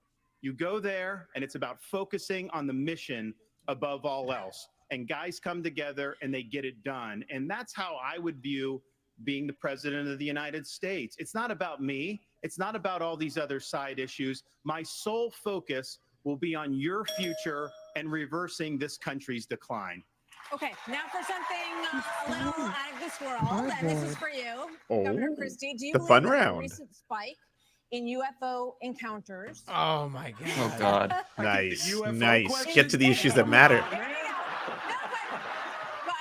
okay, we've been hearing a lot of testimony in Congress, and people are taking this a lot more seriously. And we're hearing that, you know, there are things going on that people aren't aware of. So, if you were president, Governor Christie, would you level with the American people about what the government knows about these possible Look, Martha, encounters? and especially coming from a woman from New Jersey, I think it's horrible that just because I'm from New Jersey, you asked me about unidentified flying objects and Martians. We're different, but we're not that different. Look, of course, the job of the President of the United States is to level with the American people about everything. The job of the President of the United States is to stand for truth. The job of the President of the United States is to be a role model for our children and our grandchildren. And so whether it was UFOs or this problem of education, and Tim's right, by the way, and I started this in 2010 by going right after the teachers unions in New Jersey and drove them down to an all-time low UFOs, y'all. popularity rating because they were putting themselves before our kids. That is the biggest threat to our country, not UFOs. Okay. Well, coming up, we've got closing arguments. Plus, right after the debate, Hannity is live from the spin room right here in the good. Fiserv Forum with reaction from all the candidates as soon as they step on the Look stage. at We'll be back. a picture of Hannity. It was his Pan right Do there. you trust our government and where the economy is heading? Just Wow. So this is torturous. And the immigration segment was basically who can be the biggest fascist. And they all win. They all win. Yeah, no question. It's really interesting that Ramaswamy is basically tapping into so many like online talking points. Like a lot of what I see, if you watch like the alt-right or like the neo-reactionaries or like even online pundits, he's saying the same things. Like he's the only one on stage repeating their talking points. That's like I don't know if that's going to play really well, but that's a sign of things to come. He started strong and then he ended because he's doing exactly what you're saying, Lance. I think that people are starting to pick up on that. You started strong with that and it seemed like, okay. And he, being Vivek, he started super strong and it was like, okay, something nice. And as we start to watch, it was immediate. It was an immediate decline. After the commercial break, he had nothing. And it was more so he was utilizing talking points that he has online. And it was giving theatrics. What we saw Tim Scott try to reach in his pocket and go right into the ancestry and pull out MLK's voice for that last second. That's what I'm seeing with Vivek. That's what that was. He's giving me right now a lot of theatrics, and I think that's going to be the something that it's hurting him now. And I think if he continues on like that, it's going to be something that actually hurts him. And then for him to say, young or old, black or white, you ain't near one of them. I know they have to like gravitate towards being white, and it's not working out because a lot of people who he is trying to reach out to and appeal to think that, and I'm not just saying this to say this, they look at him and the ignorance in them, because a lot of the people that we know that are in that audience, I can just say that, are super ignorant. They're listening to these talking points that aren't true, but they look at him and think that he's the cause of 9/11. Oh, you know what? I also think that he is playing around with he tries to. Vivek is not going to go very far because he has a problem of religion, and while I don't have any problem with his religion, that audience is not going to support him because he is not an evangelical. He's not a Christian at all, and so that's like laying in wait for him, which is kind of funny in regards to like how he came out so brash and so confident and so bold to the point of arrogance. And I think he overplayed his confidence. I think part of the reason he lost some of the audience is because he just kept interrupting everybody. And then Nikki Haley got on his ass and he stopped interrupting people because she cut him off. So I think she had they really had their way with him. But overall, I'm just sitting here completely and totally, I guess, flabbergasted at just how completely backwards and ignorant the most powerful people in this country really are, and we have to sit here and endure and survive it. So I don't. This is a loss for America, for humanity. Yeah, absolutely. Yeah, what's really been proposed as far as policies? I've heard Ron DeSantis say day one he's going to take out fentanyl operations in Mexico with like what sounded like an invasion. That's one. Abolish the Department of Education. That's like the other proposed measure. I thought that was Yeah. Yeah, I mean, the only one who's proposing like changes is Vivek, but he wants a Reagan revolution, which is what we've already seen, and we're still in that Reagan paradigm, arguably, where both parties are neoliberal. So what is he talking about? And one thing that I've noticed about him is that he is smart, that he kind of knows his lane, right? I think that he's playing to the podcasters, the Tim Pools, the right-wingers who have large platforms to maybe bolster him. But in terms of like, how can he connect with people on the ground? I don't see it. Like he's kind of like either the Pete Buttigieg of this race or like the Andrew Yang, where you could cultivate a really large online following, but I don't think that that's going to translate into actual votes. Because I mean, and again, all of this might be moot because Trump is leading, as he said, by like 50, 40 points. Yeah, that's what I was going to say. I feel like all of this just seems like, does any of this matter? Actually, the biggest question for me is, will any of this matter? Will like D-listers what we're watching right now? Is this going to hurt Trump at all? This is vice president auditions. That's what we're seeing. Yeah. I can see there being changes in like second, third, fourth place, but is Trump going to lose support? That like I don't know. Trump literally had his Not own. after tonight. No. This is crazy. He knew that it wasn't going to do anything for him, so he went and had his own star moment as usual. Trump might go up in the polls after this crap show that we're watching tonight. It's ridiculous. Honestly, yeah, I agree. It looks pretty Nice there. Nobody can 20 years ago, outpopulate Trump. 70% of American adults right said they were extremely proud to be an American. That number has now plummeted to just 39%. That lower third is crazy. In his pitch to get to the Oval Office, President Very Reagan base. called America the shining city on a hill, a beacon of hope and optimism. So in your closing statement tonight, please tell American here we go. voters why you are the person who can inspire this nation to a better day. These are 45 seconds, and we begin with Governor Burgum. Who? I understand why America's hurting. Biden's inflation is choking us. I grew up in a small town. My dad died when I was freshman in high school. My mom, widow of three, went back to work. In 1700. Every job I had growing up It doesn't give was one where I took a shower at the end of the sentimental. day, not at the beginning of the day. Hey, my dad's dead, guys. Our cities are less safe because of the fentanyl pouring into this country. Our economy is being crushed by Biden's energy policies, which are raising the cost of every product you buy, not just the gasoline at the pump. One thing that I'll do as president, I'll secure the border. I'll get this economy sprinting, not crawling like it is right now. And I would say that other thing is for sure, when I'm on a horseback in the Badlands of North Dakota, it looks like the horizon is just limitless. And when you can almost see beyond that horizon, you can see that this great country, our future is unlimited. But we've got to focus on innovation, not Back to not knowing who you are. We got to drive ourselves forward. The way we win the Cold War with China is by growing our economy and through innovation. And as president, I will bring out the best of America. I will improve every American life. Well, we hope you're back on your horse soon, Governor. You see?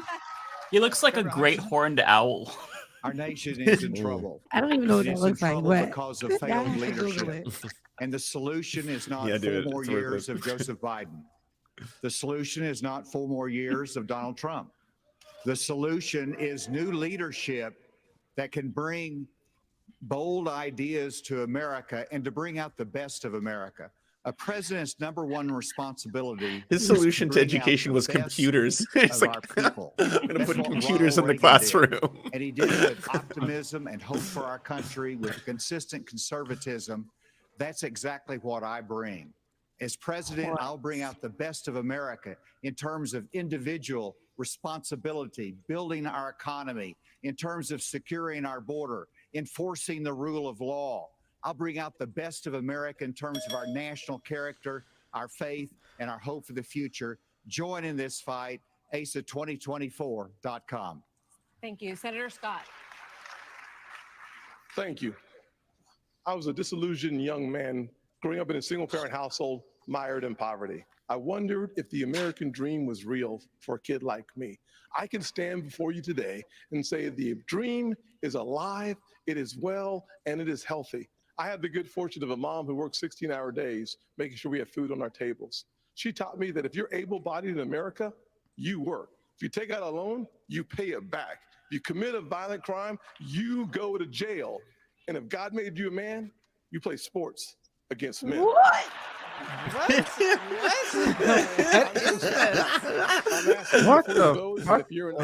What if you don't want to play sports? You can go to votetimscott.com for more information or to make a contribution. I don't want to wrestle. Governor Christie. Thank you, Brett. Thank you, Martha. Look, everybody on this stage wants to be the next president of the United States. And the only way that's going to happen is if we beat Joe Biden. I'm the only one on this stage who's ever beaten a Democratic incumbent in an election. I did it in a deep blue state, being outspent 3-1. Beating a Democratic incumbent is not easy. The last Democratic incumbent president who was defeated was Jimmy Carter. And he was defeated by a conservative governor from a blue state who knew how to get results, who stood for the truth, who cared about accountability, and stood strong and hard against waste. Those are the very things that I did in my 8 years as governor of New Jersey. And it's exactly what I'll do as president of the United States. Believe me, the Democrats want some other nominee who's never beaten a Democratic incumbent. I'm the one who can win this race. And if you give me the chance, I will restore our country by winning it. Thank you. Governor Haley. Several weeks ago, I dropped my husband, Michael, a combat veteran from Afghanistan, off at 4 a.m. for another year-long deployment. I watched him and 230 soldiers pick up their 2 duffel bags of belongings to go to a country they had never been, all in the name of protecting America. If they are willing to protect us from there, we should be willing to fight for America here. I will beat Joe Biden, and he knows that. I will strengthen our economy, and we'll bring this inflation flexing down. about an We will invasion? put transparency in the classroom. How old is she? We will secure our borders. We will have why the is he still backs of our serving? law enforcement. Yeah, look, and I we need will to make know sure she we got a have young man? strong national security. And once again, we will make sure we have an America that is strong and Yeah, proud. she dropped him We off. have a country to save. Yeah, dropped him off. Go to NikkiHaley.com. Have a good day at Let's school, get it. honey. Vice President Pence. Thank you, Brad and Martha, for this evening. It's an honor to be here. Joe Biden has weakened America at home and abroad. The disastrous withdrawal from Afghanistan, their war on energy, runaway spending that launched the worst inflation in 40 years, a crisis at our southern border, an assault on our values and liberties, and the American people have had enough. But I know we can bring it back. But different times call for different leadership. The Republican Party owes the American people a choice. Proven leadership at the national level that knows how to move a conservative agenda forward. We proved in the Trump-Pence years you can turn this country around faster than you can imagine. And I have faith we will again. Because I have faith in the American people, the good, decent, hardworking, faith-filled, idealistic people of this country. And I have faith that God is not done He doesn't with care about America that yet. battle. And if we will renew our faith in one another and renew our faith in him who has ever guided this nation since we arrived on these wilderness shores, I know the best days for the greatest nation on earth are yet to come. Thank you. Mr. Ramaswamy.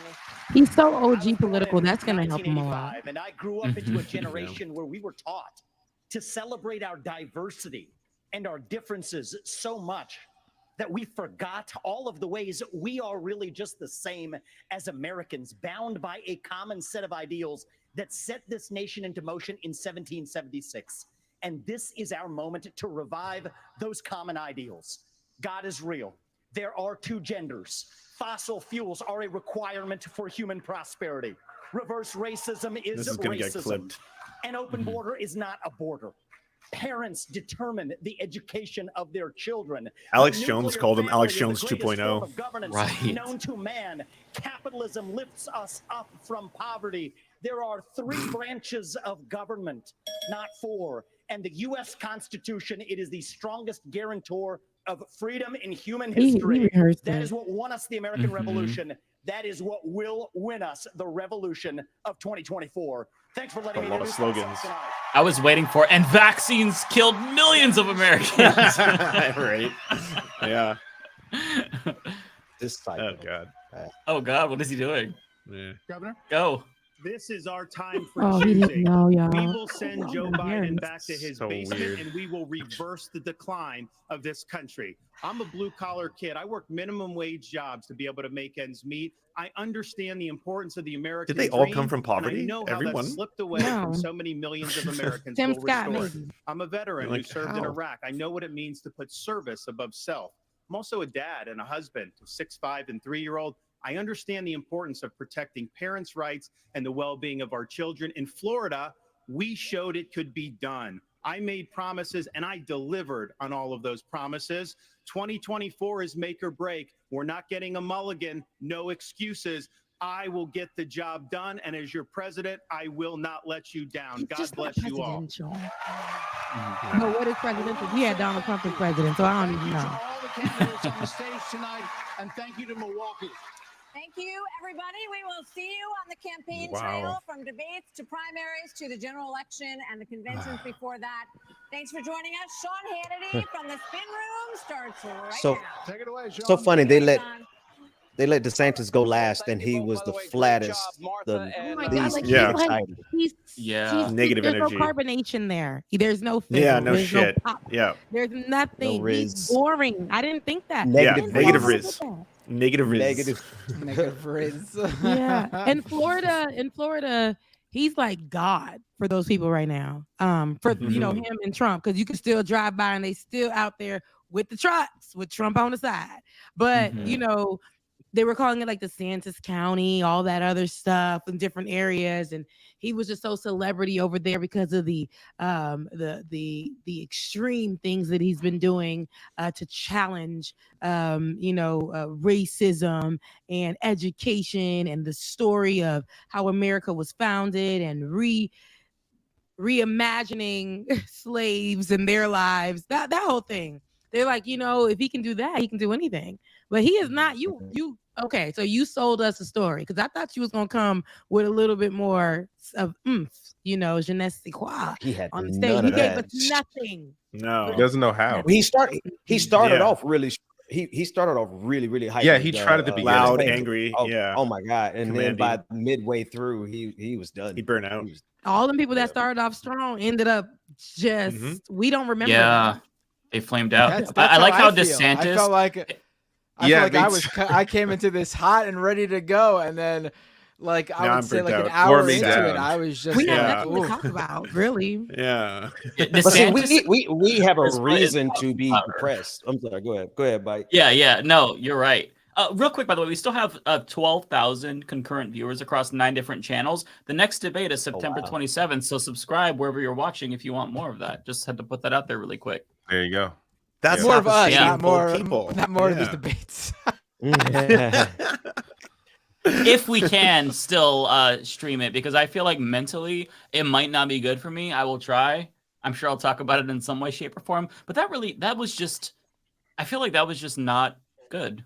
That was not even the bingo was satisfying to me because I'm like, right. They really talked about everything on here. Yeah, they need Trump. Exactly. Could we talk about how interesting it was though to see the Pence dynamic? I didn't think they'd actually do that moment where Pence is half being called out, Chris Christie's half supporting him, and you almost had that moment where they were going to be like, "Did you think I did the right thing? Did I do good? Everybody, did Pence do good? Did I officiate?" Mike Pence is the only guy who came out of this looking better than he did coming in my opinion. I think people had very low, sort of, or maybe Vivek, how they saw him. No, I think Vivek destroyed himself. I felt like he was building momentum as the outsider candidate, and he came off as so fucking smarmy, exactly the type of person that the Republican base hates. This young Ivy League tech bro who comes into this thinking he's hot shit. He came off so fucking bad. So bad. I would not be shocked if he tanks. If he's the first person to tank completely and is gone. Wow. See, I think that's certainly possible. About that, Matt. Yeah, I think that's all he had to. Matt hates the tech bros the most. That's why. Yeah, that's true. Actually, that's his jam. All he had to do was not sound like an annoying, a conceited. He's always sounded that way though. This isn't. Debate for me was just yes, this is more of the guy. He sounds like Reddit.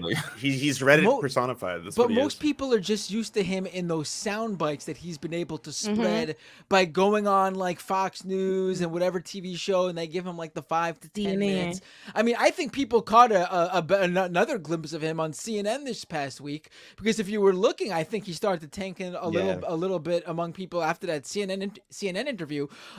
Most of the Republican base probably does not question whether the FBI or the CIA or whatever had some sort of role in 9/11 and they weren't on the planes because they knew it was going to happen or some shit.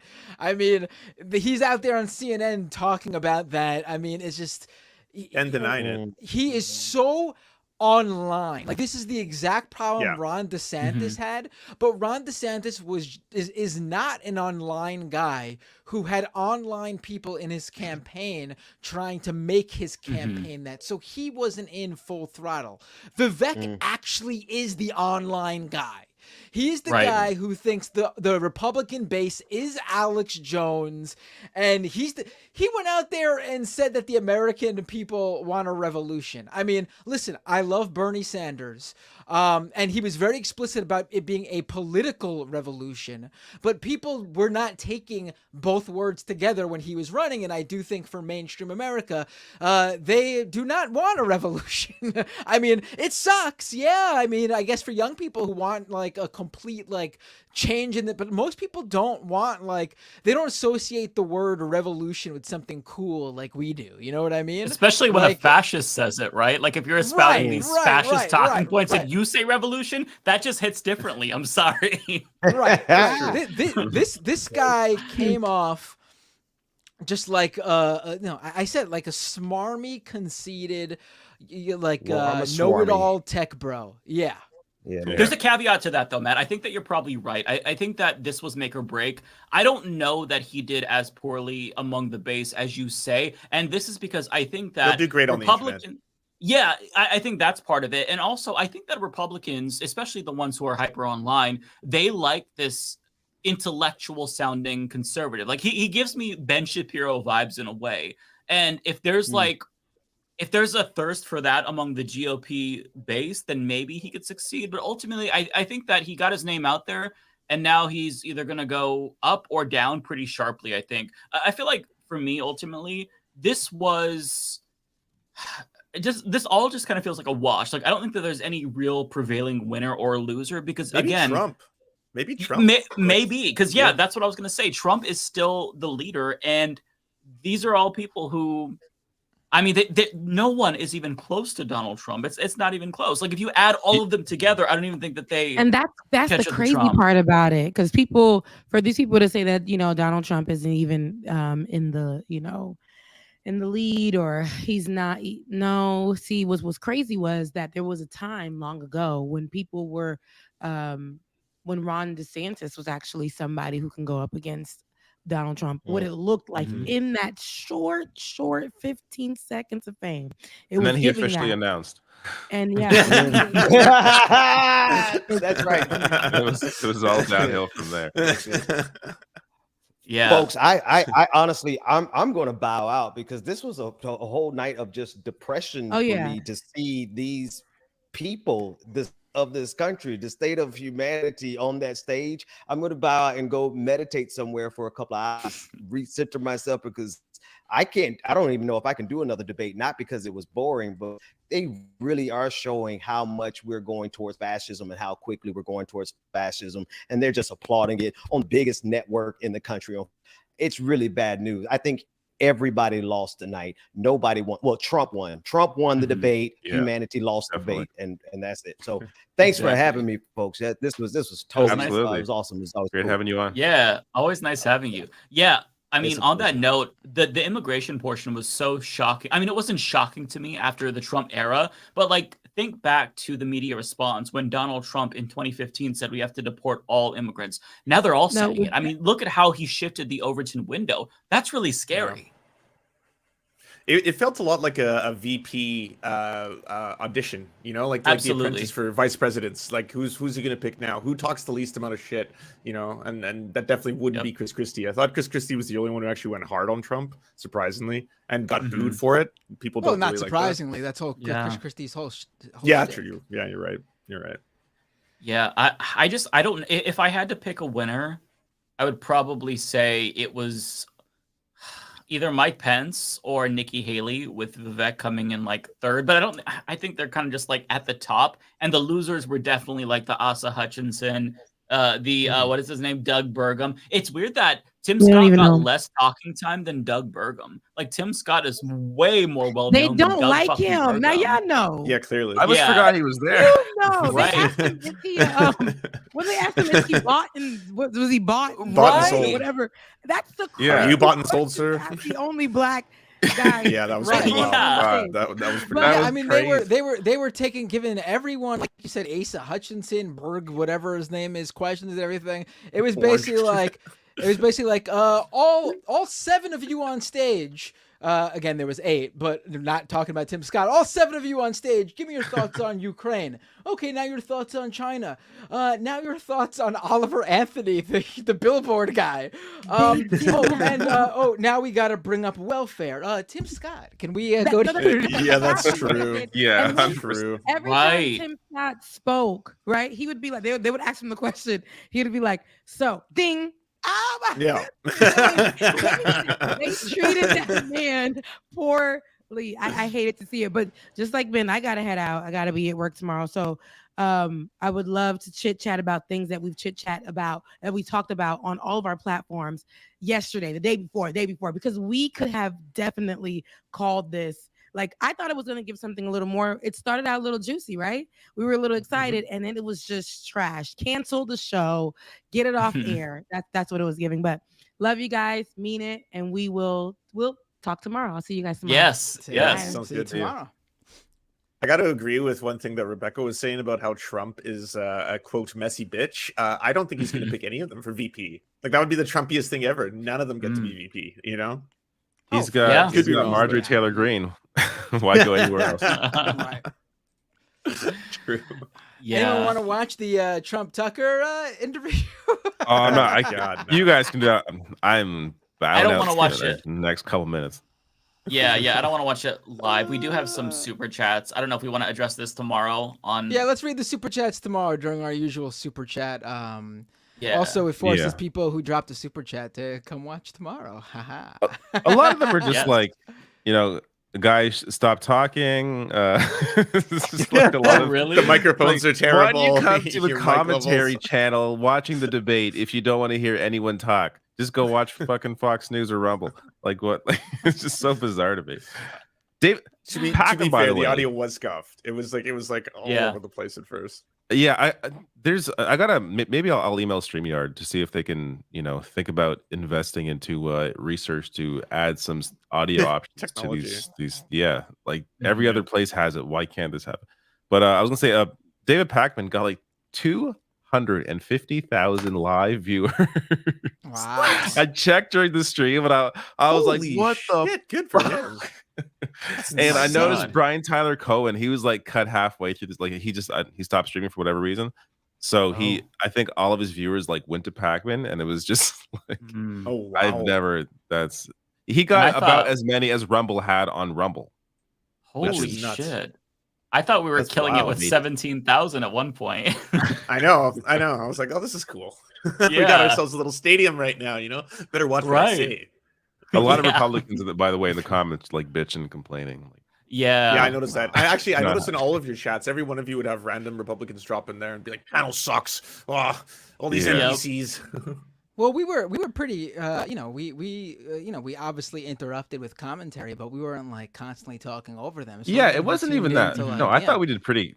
Yeah, we did good. For a commentary channel, like when you're watching somebody watch a debate, usually they don't shut the fuck up. I feel like we did, right? Mm-hmm. We did okay, folks. Nobody was. Didn't matter at that point. We just talk over him, but everyone else. But also the whole point of us doing the stream is to do commentary, because otherwise, then we're just we can't do the stream. And this is not fair use at that point.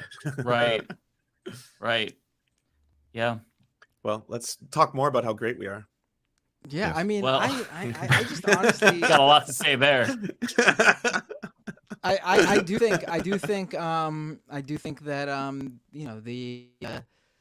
the surprising thing from the debate for me is really that I think Mike Pence I felt like he went in with everyone obviously surprising.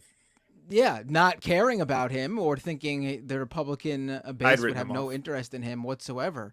And he sort of came out of this, I think, looking better than some of these other people. I mean, I think Nikki Haley and Mike Pence probably will see some sort of maybe little bump of nothing in, but Vivek, Christie, Ron DeSantis.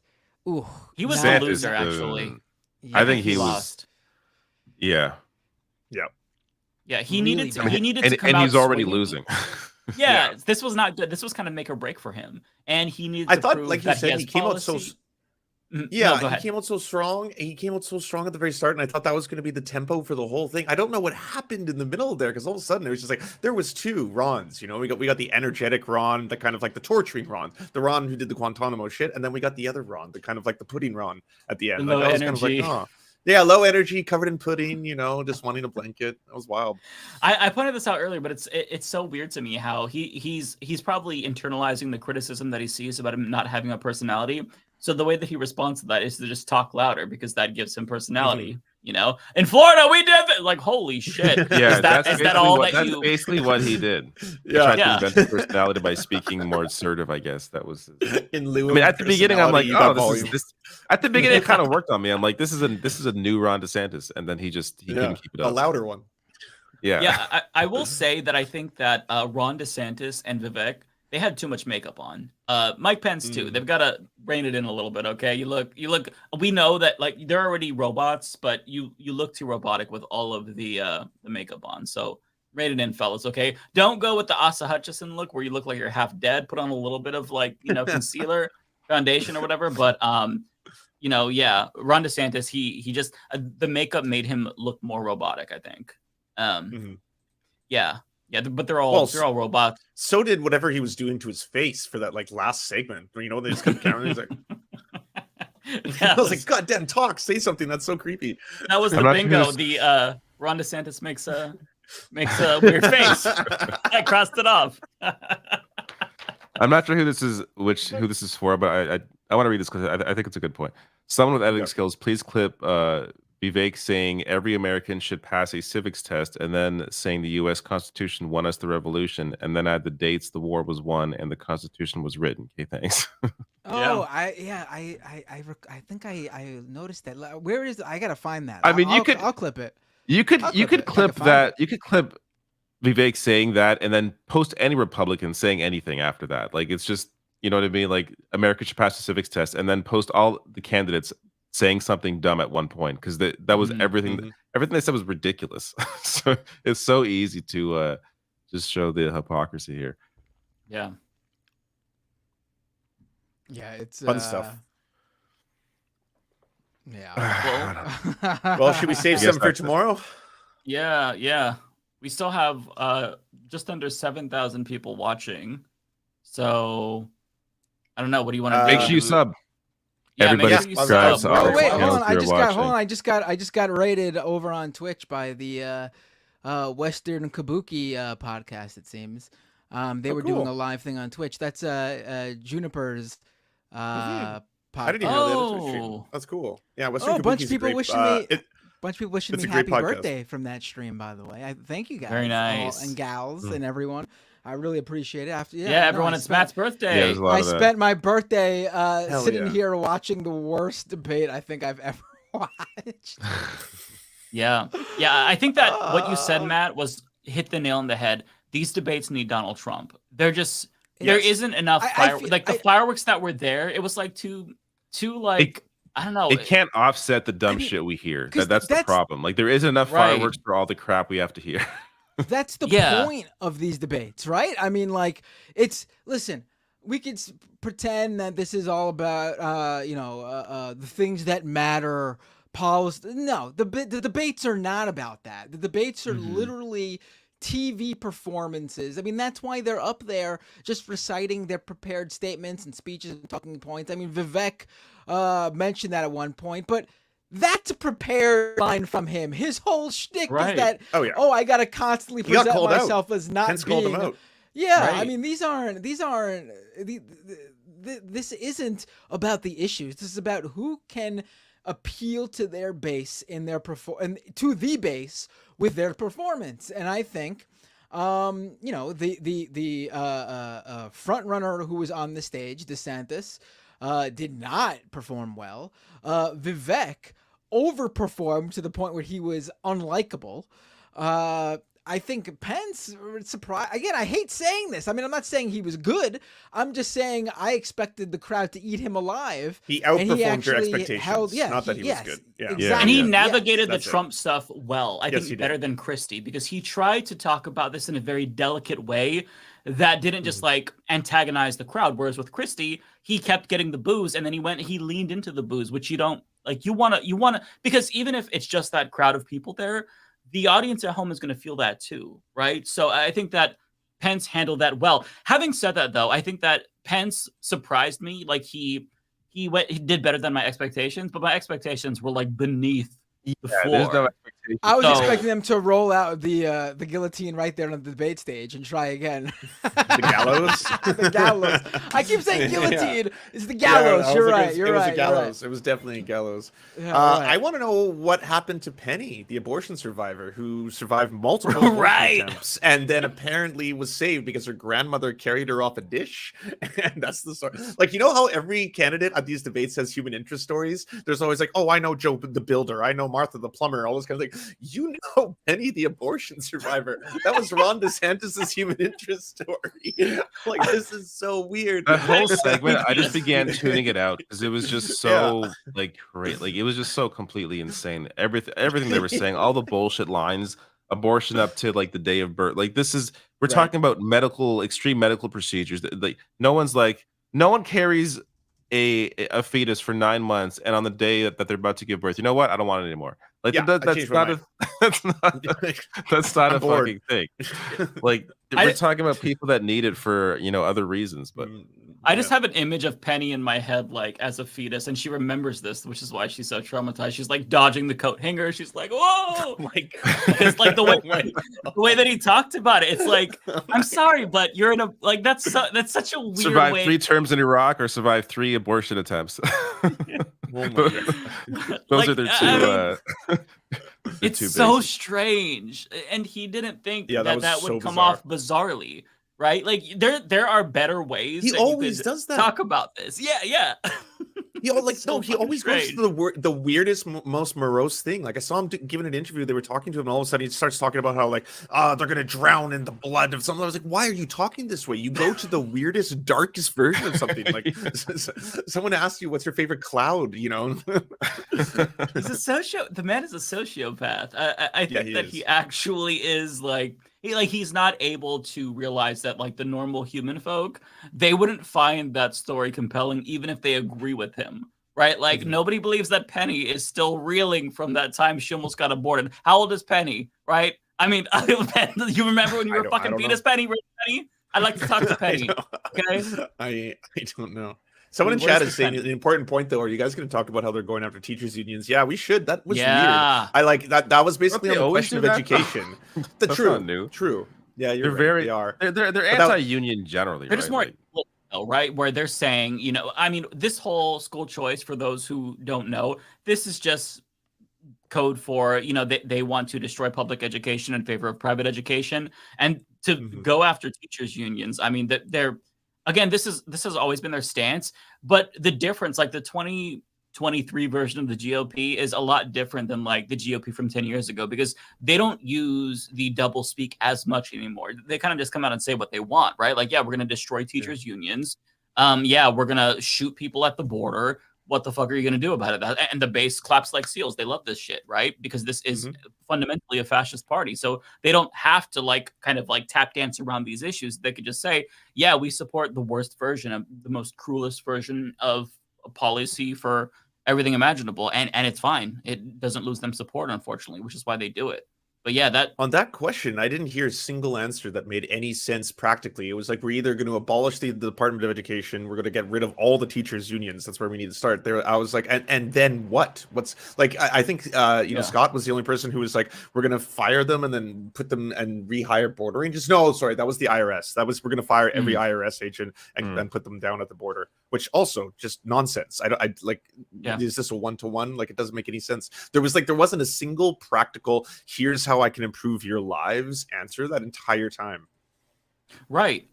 Yeah. It's just, and again, this is what we expect from the GOP debates. The best thing that I always hope to get out of the GOP debates is like really funny moments, like some boomer moments, and just like them attacking each other. But without Trump, the magic is gone. Like I remember watching the 2016 debates of Donald Trump, just like screaming at the TV. It was so exciting to see him go after low energy Jeb Bush and call out the Republican Party for the Iraq Little War. Rubio.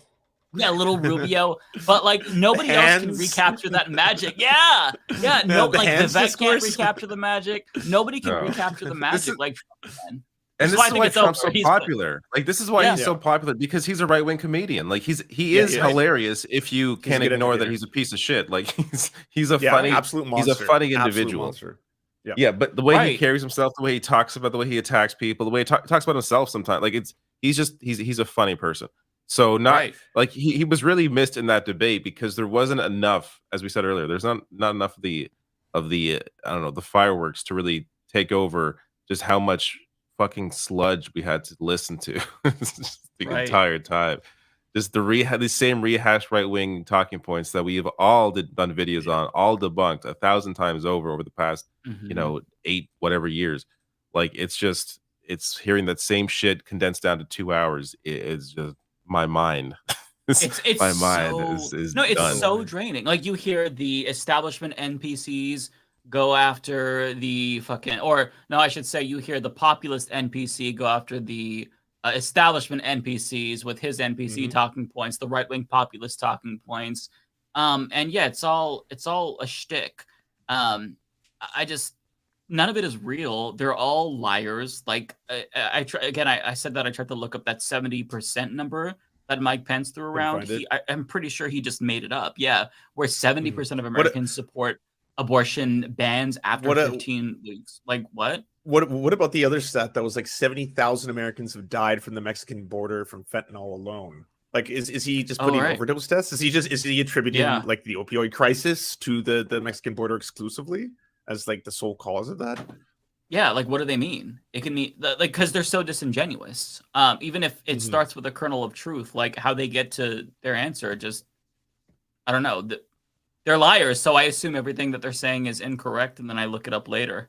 But you know what was haunting was the fact that like they had an actual kid go on camera to talk about, hey, you know what's actually really concerning, and this was even on the Fox News debate on the right.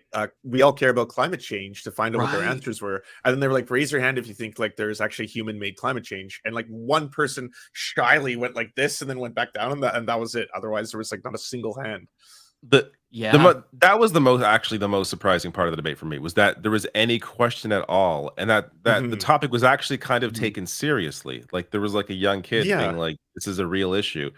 Out of anything, I was the most shocked by that, because that's the first time I've ever seen but whether it's even Fox News, but like the party generally really acknowledge climate change and that it's a problem. And then you have every candidate, just talk around the problem. But they listed start with an disasters. actual real question. You're right. She went through a whole bunch of things. She's like, in California, we have both the floods and the wildfires. We have this Maui burnt to the ground. Like I'm like, you are directly attributing things, or at least the question is framing it that you attribute this to climate change. That was the first time I've seen that in a Republican debate, maybe ever. I think maybe one of the Fox News executive houses got like burned down in a fire or something. Now they're changing strategy. Like what prompted this acknowledgement of climate change? And ironically, Vivek, the youngest person on stage, who kind of touts him being younger, had the worst answer. He's like, "Oh, I'm the only one who will say it's a house." I mean, that shit is going to play really well with the GOP crowd, but not in a general election. I mean, he hates young people, though. One of his major things is he doesn't want people under the age of 25 to be able to vote. I mean, that'll be very popular in a general election, I tell you. The dude basically he has to overcompensate for his age. Right. I mean, he wants the boomers to know that he is an acceptable young person, the only acceptable young person. Because he hates young people. Yeah, he hates young. He wishes he was a boomer. He wishes he was in the 70s. Yeah. The greatest generation is the greatest generation. That's why you should vote for me, a millennial. I will say though that during that whole the Trump portion, where you can tell they were all kind of squeezing their cheeks, really worried, tap dancing around it. DeSantis handled that Except so for poorly. Pence, who is like, I want to talk more on this issue. Right. Yeah, that's true. Pence was great. DeSantis, he came off to me as like very Hillary Clinton-esque when he was like, "Oh, we've got to look forward because it's so obvious you're trying to get like you're so uncomfortable here." So to me, it's like the more that I watch, the more that he comes across as like the Republican equivalent of Hillary Clinton / you know, the American Psycho guy. But yeah, commenters on this site are class. Hell yeah. Welcome to the circus, baby. That's right. We're the commies that Fox News warned you about. Yeah, exactly. Well, that reminded me of actually another weird moment when they were like basically doing communism slander, but for a bunch of different shit. Sorry, this comment I just if Vivek converts, he has my phone. I'm wondering There you go, Vivek. this person may be serious considering the audience we garnered up during the stream. Anyway, sorry, Lance. Oh, I totally forgot. Oh yeah, communism. China communism bad. Apparently. Oh Was yeah. it Mexico communism Right. bad too? Yeah. Fentanyl, if it's in the room, it kills all the police officers that are in there. Other weird shit like that. A lot of utterly bizarre statements. I'm very disappointed that nobody called Joe Biden a communist. I feel like that's a missed opportunity. You know, that would have slapped, right? That would have been a good line. I think the crowd would have ate that shit up. Yeah. Yeah, I see lots of Vivek support in the comment section. This kind of reinforces my belief that he is kind of like Manufactured online. He's an online character. He's the podcast guy. He's the podcast candidate. He's the Tulsi / Andrew Yang of this round. Okay, to someone who's watching and commenting about their Vivek supporters, the Vivek supporters out there, name me something specific that you like about him. Not something he said, something specific that he wants to do. I would love to know. I would love to know what you could like ask about that question of any of the candidates' supporters because none of them have any real policies. I mean, you get what the Mike Pence supporters, like the evangelical who wants biblical law, basically. He wants to live in a theocracy. That's still pretty general, but yeah, I guess. I just think I can't imagine there's a Republican supporter that's like, you know, I like his infrastructure plan, like because none of these people have anything. Yeah. They're all just going on vibes. Like there's no real platforms here. I mean, recall the 2020 Democratic Party primary. Like, it was very substantive, right? We were talking about Medicare for all and arguing like the specificity of Medicare for all. Like, how far do we want to go in terms of private insurance and whatnot? What is it going to cover? Whereas these people are talking about like, oh, China bad. Like, it's so surface level. Like, there's no substance there. And I get that is what the crowd wants. Like, they're going to get bored if they start getting into the nitty-gritty of policy. But let's be honest, these candidates don't know shit about policy. I mean, and to the extent that they do know, they have the wrong positions on everything, right? I mean, their policy is basically number one, they want to cut taxes on the rich. They always say that. They want to cut taxes. That's the main thing, and they tout that when they are in power, they cut taxes. And then they go ahead and talk about the deficit, which, of course, as we all know, they can wring their hands about this and say they're the champions of this all they want. But whenever there's a Republican president, the deficit rises. We spend more and more and more, and we put when's the last time we had a surplus? It was under Bill Clinton. I'm not saying Bill Clinton's a good president. I'm just pointing out that if you look at the charts that show these things, when there's a Republican president, our debt is in the red. And when there's a Democratic president, we might not be in the blue, but it goes up. It's less. Bill Clinton had us in the blue. I mean, the green or whatever it is. It's the same sort of policies that they, and their new thing is the obsession over transgender people. But what is going to be their policy there? Like, what is it going to be? Like, Trump already did what he did with trans people in college sports with what's it called again? Title IX. Yeah. I mean, they don't have to speak to policies because that's not why their voters vote. It's all cultural bullshit. It's all just vague, like criticizing people that don't look like them, don't act like them, don't like who they like. Like that's their entire platform all the time. And then there's like, of course, there's Trump stuff like, build the wall. And again, we're just talking xenophobic, anti-immigration, mumbo jumbo. But so I guess if that's a policy, that's the closest they'll get to a policy is build the wall. But they generally, they just don't discuss issues. Like that's not what Republicans do. They don't really discuss any real policy issues. I mean, so well, hey now, wokeness, and they're going to fight for anything. Yeah, exactly. Like that's what, like what. So it's just going to be vague descriptions. And look, not saying there aren't policies behind them, because we're seeing state by state, in terms of like anti-trans legislation, like there is stuff they're doing. But in terms of what these candidates will be discussing on a regular basis, I would. They're not going to go to like strict policy. It's just going to be vague, issues that they support or don't support. I'm so upset that I'm not doing my normal stream where I can ask these people in all the comment sections to call in, because I would be, oh my God, I want to speak with some of these people so bad. We need a call-in feature on this show. We really do. StreamYard needs that too. I need to send StreamYard some emails. Yeah, ask them, because I think it would be awesome. Like if we could take calls, that would be very entertaining. It'd be cool to talk to like our regular viewers, but I do want to pick the brains of like a Vivek supporter or the one Doug Burgum supporter in the country that we could possibly find. I want to talk to that guy. I wonder if I could pull this off. Hold on. What if let me try this really quick while we're just shooting the shit here. Let me change my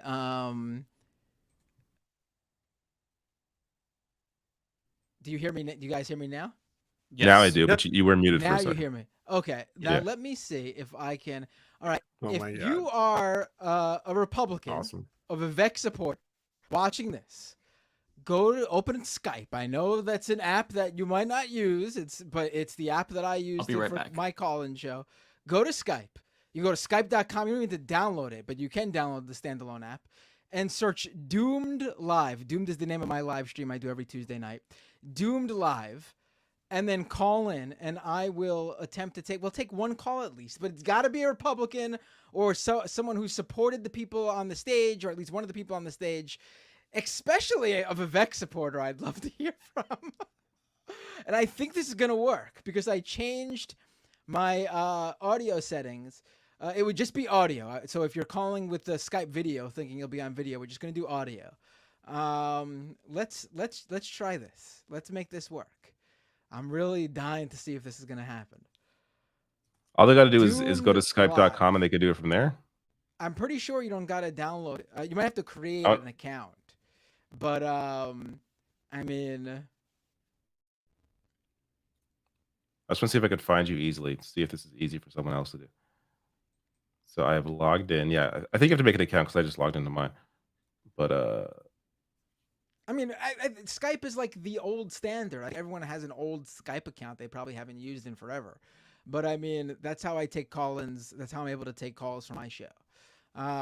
Let's try this. I really. Is it Doomed Live? Is there a space? Because I'm not finding it when I search it. It should just come up if you type in Doomed Live. Let me try Doomed Live _1. I don't know why they gave me that as like the specific username.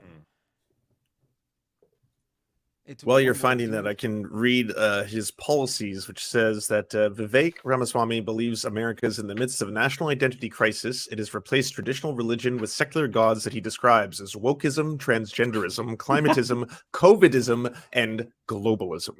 Holy shit. That is the online fucking candidate of this cycle, for sure. Alex Jones 2.0 is correct. That's not a good, like for Alex Jones to say you're Alex Jones 2.0. That's got to be sobering. Yeah, I would be sobering life moment. Yeah, I would love to talk to a Vivek person if they can call in, if we can get it working. Maybe it's because I'm in Canada, but I couldn't find the account, so I don't know. Yeah, all right. I gotta. I'll keep it go open. to bed anyways. Yeah, it is late. Oh, wait, someone. You all can stay on as long as you want. All right. What? Someone called in? Yeah. Wait, hold on. Someone just messaged me on Skype. Let me say. They're saying, "Hey, ASL, you on this stream? This Leftist Mafia stream?"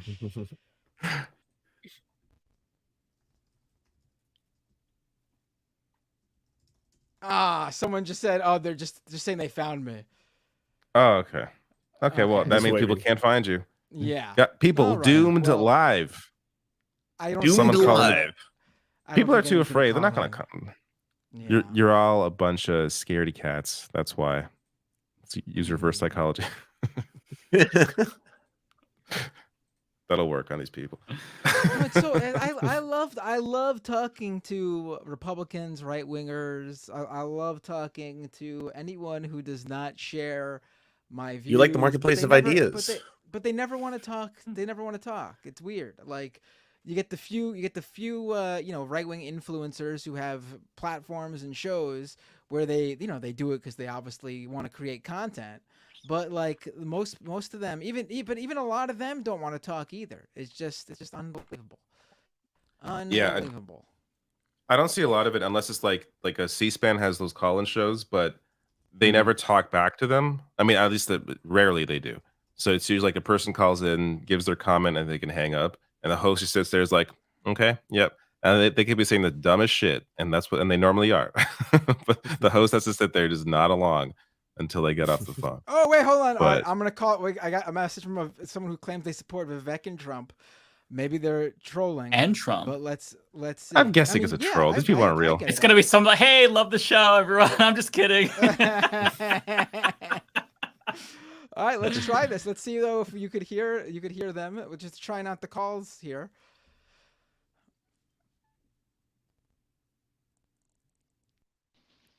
Hey, what's your name? Where are you calling from? My name is Brad. I'm from Portland, Oregon. Brad from Portland. Or I already don't believe you're an actual Vivek and Trump supporter.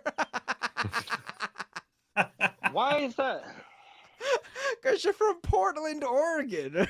Yeah, there's none of us here. Exactly why I'm a Trump and right, Vivek supporter. So okay, I'm gonna take you for your word. I'm laughing because I think you might be one of our regular listeners messing with us. But let's take it now that you are a Vivek and Trump supporter. So what do you think of the debate tonight? I thought it was interesting, but I thought it was definitely a sideshow to the reality that Trump is probably going to get the nomination. I don't think any of them have a real shot. I mean, like Trump mentioned, it's pretty much he has it in the bag, and that was just sort of a who's going to get the VP. That's pretty much it. Right, and you think, yeah. Not wrong. Who do you think performed the best tonight? I think Vivek performed the best, and I was watching a bunch of streams, not only yours but like others, and there's polls and stuff, and it seemed like there was the most support for Vivek. And I think, I mean, it's likely either he or I forget the DeSantis. I'm not sure about DeSantis, but I think, yeah, it was just a show for like who's going to get VP. To be honest, do you really think? Let's say as the primaries roll on and Vivek continues to have second place, and the primary elections happen, and Vivek continues to hold strong in second throughout. Do you think Trump would actually pick Vivek though as his VP? I think you'd be strategic about it, and I think it wouldn't be a terrible choice. Like, I think I listened to an interview with Carrie Lake, and she's actually going for that role as well. That right, whatever makes the most sense in terms of picking up voters. And hold on 1 second. I just got on Twitch. I just got rated by Vouch. We have like thousands of people joining the Twitch channel stream right now. So people who are listening, we're talking to a Vivek and Trump supporter who called in, who thought Vivek did great tonight. Now, what do you specifically like about Vivek? Like, give me some things that make him like because you said you're a Trump supporter too, so I'm guessing Vivek's like your in the pocket choice. Like Trump is first, right? So yeah, I think I don't know. I can't speak for everyone, but I think a lot of people will agree with my general points of view that our foreign policy is not good right now. We need to make a change, and we need to go for peace, for sure. And there's no point to this Ukraine debacle. Our border situation is not good, and our government is way overblown. And there's a lot of departments. To Vivek's point, that the government is doing more harm than good by intervening, and it's not good. And I'm obviously a conservative. I'm naturally that way, but I even see some of my family members really leaning towards basically getting indoctrinated by the media. Hearing on what though? points. Give me some specifics though. Like I understand that, you know, as a conservative. I can be specific. Sure. So, for example, I was at my birthday party this year. Happy birthday. My brother. I mean, it was a while ago, but my brother had mentioned he had read an article that sounded like he had been saying this to his friends and to everyone, that he thought that the talking point about being concerned about what was going into schools was out of touch, and that we should be focused on guns rather than the content of what we're teaching children.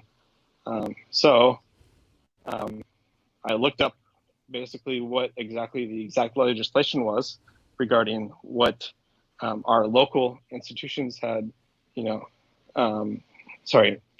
what the local people had come to the local school boards and what they were complaining about. And they were complaining about a couple of specific books that they thought were inappropriate. And I pulled up those specific books. I could basically read them, and I started showing them pictures to my brother and his wife, and he thought they were wildly inappropriate. And yes, I don't think you should show sexual reproductive things to fourth graders. That's inappropriate, and he agreed with me. Really? He I mean, really, I sex education. No, that's where I was general, taught. The stance of whatever the media told him, and I find that very troubling. That he would just, take them for the word. They were telling the truth when that actually is maybe something of concern. So these parents, and that's more if you're important than really dead children. concerned- That's more important than dead children. Yeah, but Can he hear here's us or the no? thing, though. Oh, he might not be able to hear us. Oh, he might not be able to hear you guys, right? Okay, Yeah. that's going to be one of the issues here. Okay, now we know. well, something we Bender gotta can do. relay our thoughts. So I'll can relay you the message. Ask him, Matt, about his thoughts about how if you teach kids sex education, that actually reduces the ability of them, or the prospect of them getting sexual assaulted, because then they know what to look for. They know what is and isn't inappropriate. Right. So Mike wants to, and we'll figure out how to change it. So Yeah, we'll have to you figure can this hear out. Doug. This isn't gonna. We're playing four-way Right. telephone. Yeah, this sucks. Okay. Right. But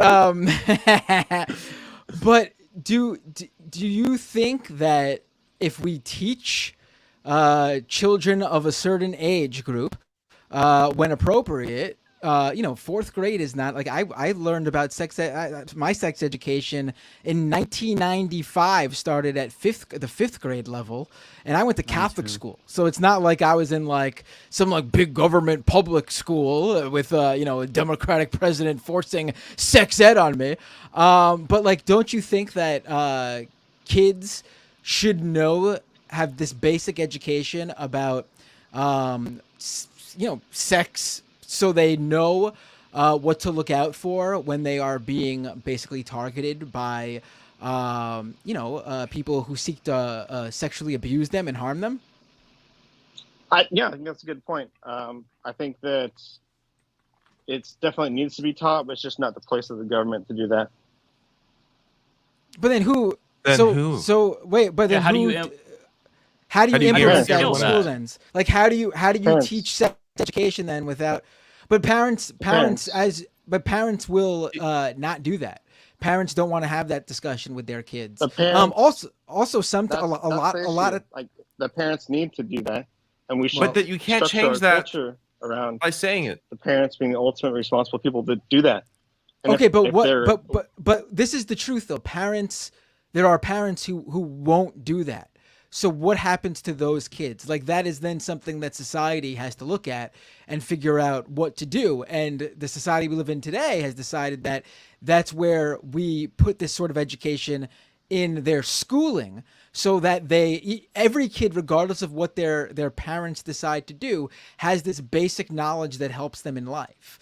Yeah, absolutely. And it goes to the point of what, many of the candidates were saying, that if there's schools that want to teach that, they can, or feel like they need to, they can. And then if people want to send their kids to private school and teach them themselves about sex, they can, and they can send them to a different school. Okay, so but shouldn't there be national standards? Because I was homeschooled, for example. This was my parents. Right. My parents were very evangelical. Mike, I know. I'm relaying it to Matt.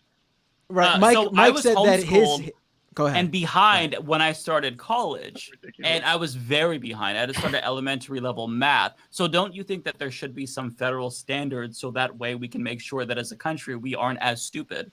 Just generally speaking, not just with regard to like sex education. So Mike basically is relaying to me. We got to figure out how to make it so you could hear them. I know this is not sustainable. But we got step one. We got step one down though, where we can get a guest on. So that's already in the works. Yeah. So Mike basically has a background where he was brought up by his evangelical family, and what should have someone like him have done, where their family, to someone like his detriment, specifically did not want him to learn about these things. Let's also add this in here. Mike didn't bring this up, but I want to add this. We hear a lot nowadays from Republicans about like groomers and pedophiles, and usually they mean like people within the LGBTQ community, like trying to lure kids into joining them. But in actuality, most sexual abuse, most actual real grooming comes from people who the child know, usually family members. So what do we do in scenarios where like, maybe the family isn't teaching this kid basic sex ed because they don't want this kid to know that what's happening to them every day, every week when they visit uncle or, whoever, or even their own parents sometimes, they don't want their kid to know that what's going on is wrong. Like, what do we do for those kids? I'd totally support a book about that. But that's what those books usually are about. And then they get banned from schools. Yeah, you mean. Like one of the books I saw people have a problem with, just this past couple of weeks on Twitter from some like conservative, and it went viral. I can't remember the name of the book, but she's mentioned how like her either it was her son or her nephew saw a book about sailboats. The kid thought it was about sailboats or something. I don't know if any of you saw this tweet. But in actuality, that's just the title of the book. The kid just saw the name of the book and it said sailboats in the title, and they thought, but the book was actually about like a preteen or someone around that age range. And it was a book for that grade level, like 5th, 6th, 7th, 8th grade. Basically, their story of how they came to discover that their father was sexually abusing them every night. And that's what that book was for. Yet the conservatives online who were talking about this book over the past couple of weeks on Twitter, they were going apeshit over the fact that this book, it wasn't even being taught in a school. It was like one of the books that the librarian's top pick at the local library or something like that. And they were inundating this library now with phone calls and complaints that this book written for children in the age of 5th grade and up, I believe it was, how they shouldn't be able to read this book about how the author of the book came to find out that they had this inappropriate relationship with their father every night. Yeah, so you're saying like they extracted way more out of the situation than what was actually the truth. Is that basically? Right, like a lot of these books are basically just informing children about how this is how sex works. This is how you can get pregnant. This is how babies are made. This is what you need to do to practice safe sex. And part of that is, showing imagery of how condoms work, how other contraceptives work. It does. I mean, I remember being in 5th grade and the teacher putting on a video of a baby coming out of a vagina, and how the class was like, "Holy shit!" This is, but this is important stuff. Like this is basic life. So this there's is a picture of a baby coming out of vagina in your 5th grade class. Oh, not a picture. A very explicit I don't know if video. that's necessary. But it's just. Can I say something, Matt? Yeah, go ahead, Lance. Lance is going to say something, and I'll reiterate it to you, caller. I have an important message to say. Can everyone who's watching go to youtube.com/thesurftimes? Surf is spelled like surf and lords, not surf like surfing. youtube.com/thesurftimes. I gotta head out, y'all. Trans rights are human rights. That'll be my last message of the day. And I'll see all of you guys tomorrow for the Leftist Mafia. I can't hear Lance. All right, so Lance. It's a very important message. So he was right. Lance was jumping. So I mean, I don't the idea that there shouldn't be some basic, fundamental, sort of syllabus in this country just to ensure that every child knows the basics of what sex is, how to practice it safely, and also what it means to be sexually abused. I don't see how we can chop that up and just say some kids are allowed to know it and some kids aren't. It just seems like something that would, fundamentally alter the lives of a subset of children. Like, there's no surprise to me that usually it is the most fundamental religious people who are brought up in a religious fundamental sort of household, and I don't just mean evangelical. I mean anyone who religion is number one, and we should not teach children sex at all because that's heresy or whatever. They're the ones who often end up having kids at a very young age. Their children end up having kids at a very young age because they never learned that if you insert a penis into a vagina and ejaculate, you can create a baby. Yeah, I mean, I'm getting explicit here because that's just the truth. I think it's just. It's like being grade 4 again. At what point do you do that? Is where That's how maybe we have that's how disagreement. it works. But I certainly agree that at some point they need to know that. But I think we're kind of churning at this particular topic. If you want to. Bring up any of the other ones. I think maybe your viewers would be interested to hear that as well. No, let's definitely move on. First of all, I want to say I really appreciate you calling in. I think you calling in is absolutely fantastic, and everyone on the other end just agreed with me. Yes, tell him we say thank you. Yeah, because more people need to call right, in. though. With other, but let's move on to a different topic. So what else? Appeals to you. I am sorry. I am going to go. Just say bye. Bye. Okay, David's heading out too. Peace, really, David.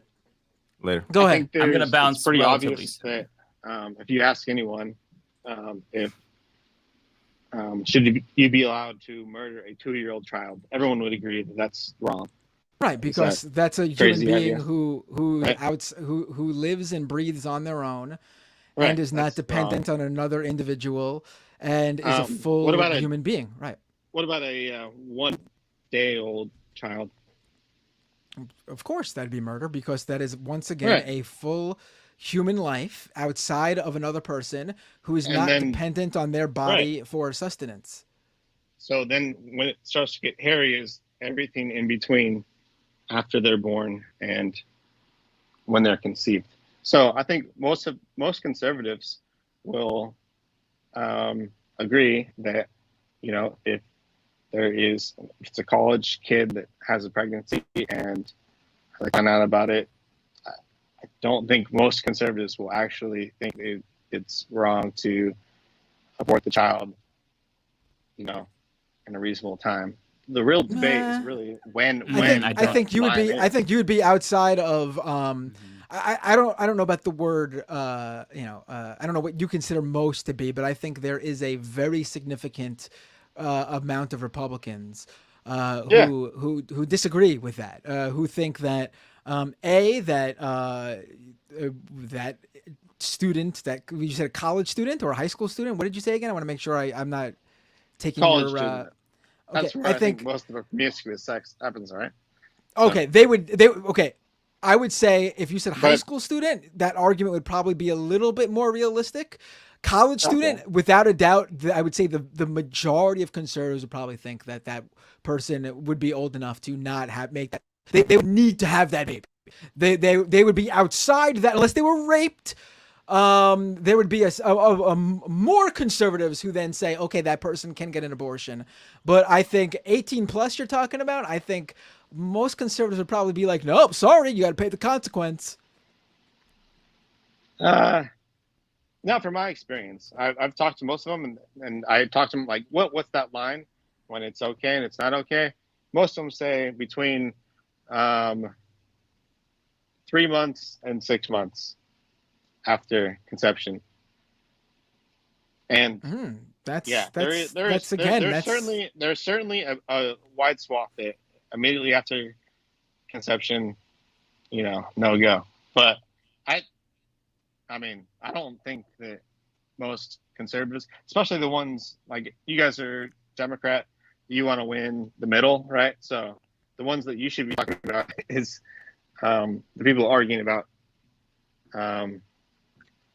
when that time is, when you can abort, when you can't. So well, I mean, we've had a number of elections now since the decimation of Roe v. Wade, and it's seemingly been one of the, if not the number one issue in most voting Americans' minds when going to the polls. And they have basically shut down Republicans multiple times now due to them not agreeing with the GOP on abortion. And absolutely, I can't tell you how angry I was when Roe v. Wade. So you're a conservative. You're a conservative who supported Roe v. Wade. Shit over. So you're a conservative that supported Roe v. Wade. I'm like so furious because I knew when that happened, we're toast. We're gonna lose. you were in support of Roe v. Wade because we should for people who fundamentally I think yes, the states should be able to decide, but I knew it would be a huge rallying point for the Democrats, insanely. As soon as that happened, why would you hand that shit to them for free in red states? In red states too, though, like we should be explicit. In red states, this has been a losing policy for Republicans. Yeah, and it's like there's states that are saying like 8 months pregnant, like they're saying if you're pregnant and it's like a month, it's like you don't even know. Like personally, I've had that situation with my girlfriends where you don't even know after a month or so. It's like that's a very easy mistake, and then you're like trapped having that child. That's terrible to put that on. But the 8 months question, though, can you correct him, Matt, on that? Because that doesn't happen. Women aren't having 8 month abortions just for no reason. On that, and I was like, oh my god, we're toast. So let me ask you this: you brought up 8 months or something. So you're saying, I guess you brought up like 3 to 6 months in your discussions with people. I'm guessing you believe that an abortion after 6 months. Let me give you that. 6 months would be something you would want to see. That should be the time limit. Like after 6 months, sorry, you can't get an abortion. Is that what your belief is? I think at some point, I mean, I haven't really decided, I guess, or spent enough time thinking about it, but like I've heard like the argument about, I think it's like heartbeat or like brain function or something like that. But there's a point where you can say this is a human and you can't murder it. That's All right, so what if somewhere in there, maybe 4, 5, 6, I don't know. Okay, so what if there is a situation where after that 6-month period, what I guess conservatives would consider to be late term abortion time period. What if during that period the mother's life became she something went wrong and she could have lost her life, or a situation where the baby, the fetus, is basically something went wrong, it's brain dead, is not living. You think that the woman should have to carry the fetus to term in either of those scenarios?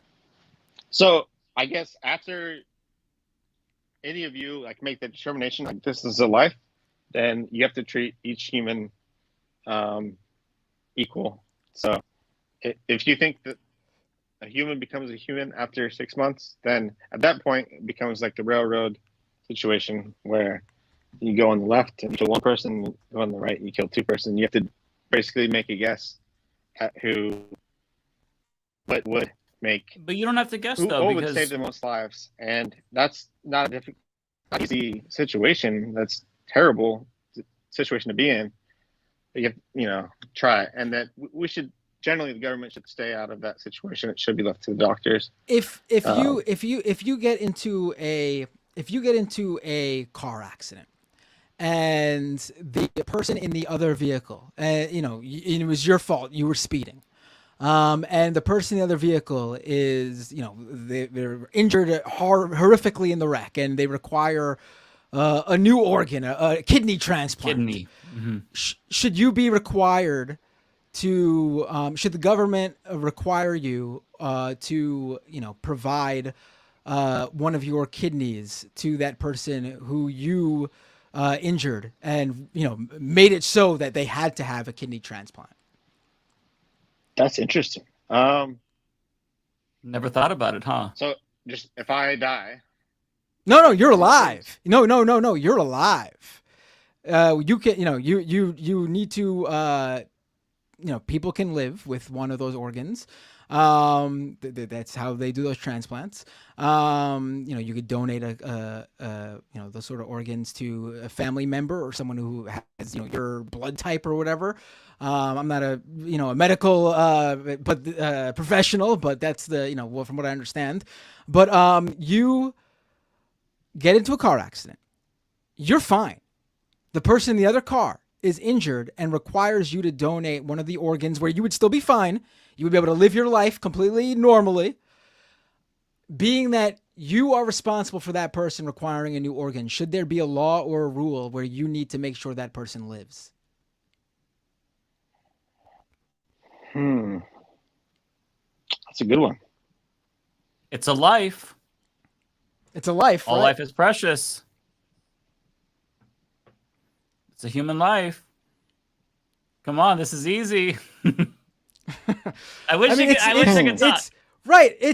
But here's the thing though, that pondering that you're doing is the same sort of thing. And you're not even in the situation. We're talking about this hypothetical scenario. But it's analogous to what basically a woman goes through when they have to decide these sort of things with their own health. But the difference is that it's kind of our a situation, stranger though, isn't it? That woman doesn't know the fetus of our community, but that woman doesn't know the fetus inside her. That fetus has done nothing for anyone. That stranger you killed could have an entire family. That stranger, right, that's an outlandish comment. Why a fetus hasn't done anything for? Are you saying that the mother has no connection with the fetus? No, that's whatsoever? probably what that's the one individual who is probably most emotionally and physically stressed and hurt and by this whole scenario. That's my point. The government should not step in and tell that woman what she can and cannot do in one of the most, if not the most difficult decisions she'll ever make. See, there you go. I agree. You're on my okay, team. so Thanks, man. But how is that your scenario? Also, you want states to say that woman that Roe v. Wade, it has the government intervening into those things. So you're basically agreeing with me by saying that the government. No, but you said that Roe v. Wade was basically you supported it because you thought conservatives would get shellacked. Roe v. Wade was a national thing, and all it did by removing it was leave it to the states. Correct. Okay. Are you saying that Constitution was designed? Are you saying that state? We have no right whatsoever to impose upon laws at a national level. Has he heard of the supremacy clause of the U.S. Constitution? Wait, so do you? Or if Wade was saying is that we're going to supersede states' authority to impose laws that they cannot supersede. So you don't view state government as government? Yeah. You don't view state government as government? Federal government. No, I absolutely believe in state government, but the federal laws need to be. So you're okay. You're okay. Important things that we do. So you're okay. Be decided by the states. So you're okay with the governor basically running a Big Brother fascist style regime on their state, as long as it's not on the federal level. So the governor can basically say no abortions for anyone, and you don't think that's the government getting involved with an individual's right to have a medical procedure or do what they think is the best for their own personal health. I don't think it's the federal job to do that, and we have actually in the past we've states who have done really bad things, and it was the Civil War. We invaded them and stopped them. But I get that you think that federal government bad, but you're basically saying though that a governor can do anything they want, and you would not be against that as big government. To you, that's not big government. A governor basically, if the governor did eminent domain on your home, you would be fine with that because it's not the federal government doing it. Or what if they taught sex education to kids too early? That's fine. Is that fine? Right. Or if a governor passed a law saying that we're going to start teaching sex ed to kindergartners. That's not Big Brother stepping in because it's just the state. It's just the governor doing it. Yeah, but I mean, like the topic of the conversation is the presidents. So we're talking about the federal level. So that's why I'm bringing that up. But generally my opinion is that the state should decide what they want to do. California is a much different state than Arkansas, and their cultures reflect that, and it works better that way if people can make their laws based upon their own cultures. I'm gonna jump off right here really quick. Okay, Mike. All right. Can you just ask him as a fellow PDXer, what is his favorite flavor of Voodoo Donuts? Like, what's his favorite, real quick? Mike has to jump off, but he's also a Portlandia or wherever he said PDXer. Wow, I guess I just went with that. Mike wants to know what's your favorite. Talk about that for a second. First, let me ask his question. What's your favorite Voodoo Donut? Yeah. I buy donuts all the time. I'm a salesperson, so there's some crazy shit at Voodoo Donuts, but it's like whatever. But hey, I want to talk about Portland. I have to, since he didn't answer. I just have to say the correct answer is Oreo. Mike says the correct answer is Oreo. By the way, saying that they can actually forgive basically any drugs. So people are moving to Portland en masse. They're not from here.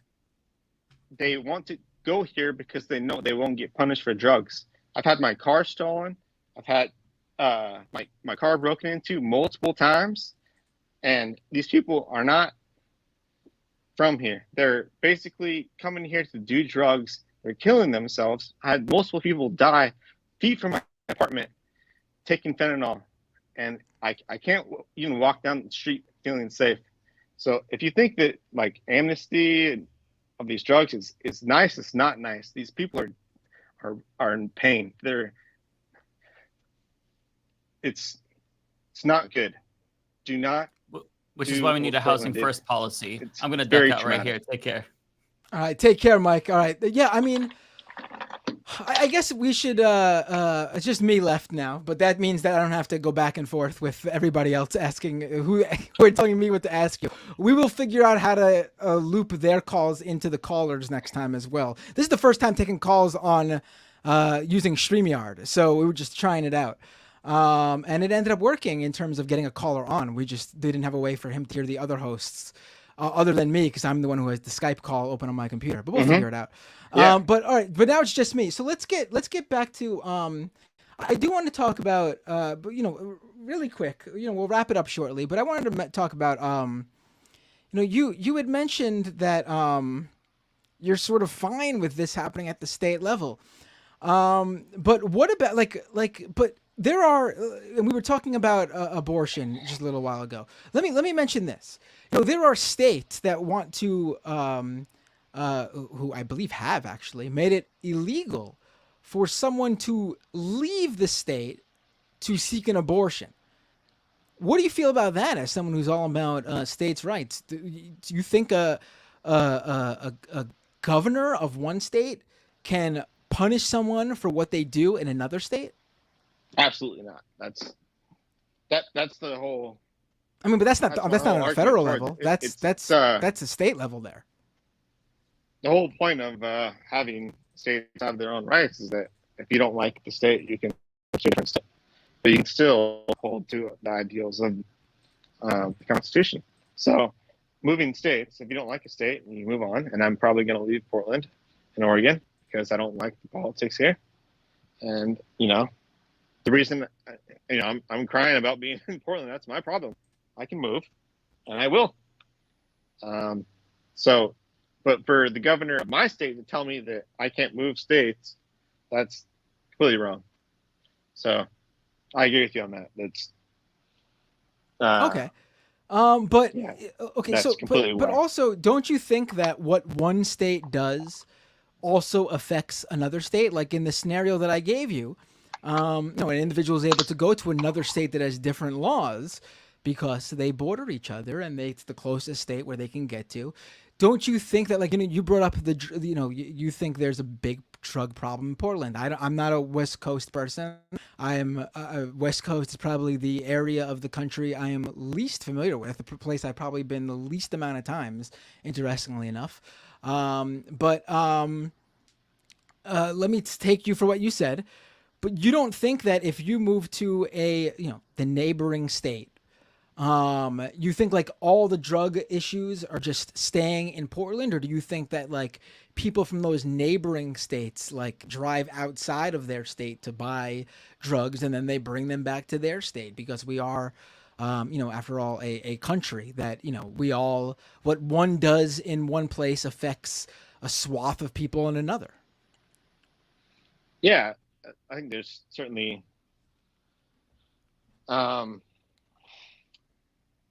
What's your question exactly? I'm not sure I understand it. Well, don't you think that as a country, as a united country, that we are 50 states, yes, but we are also the United States of America. Don't you think that federal laws are important to make sure that people in one state aren't subject to the bad decisions of the state government or local government or whatever in another state? I mean, that's a consequence. That's just, it is what it is. I feel like it's worth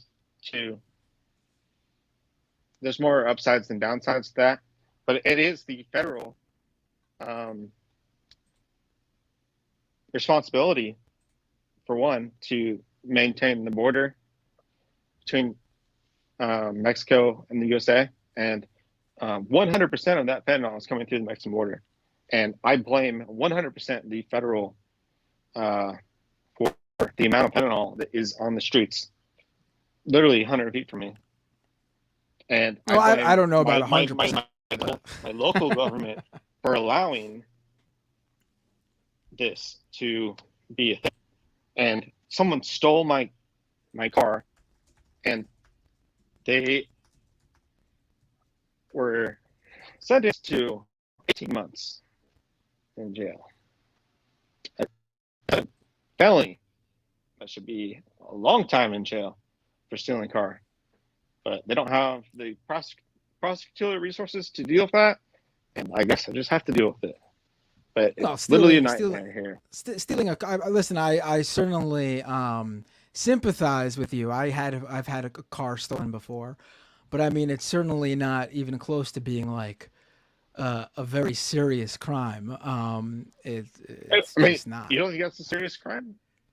I mean, compared to like murder and homicide and rape and trafficking and all these other very serious crimes. I mean, it's certainly serious, not. But it's certainly not.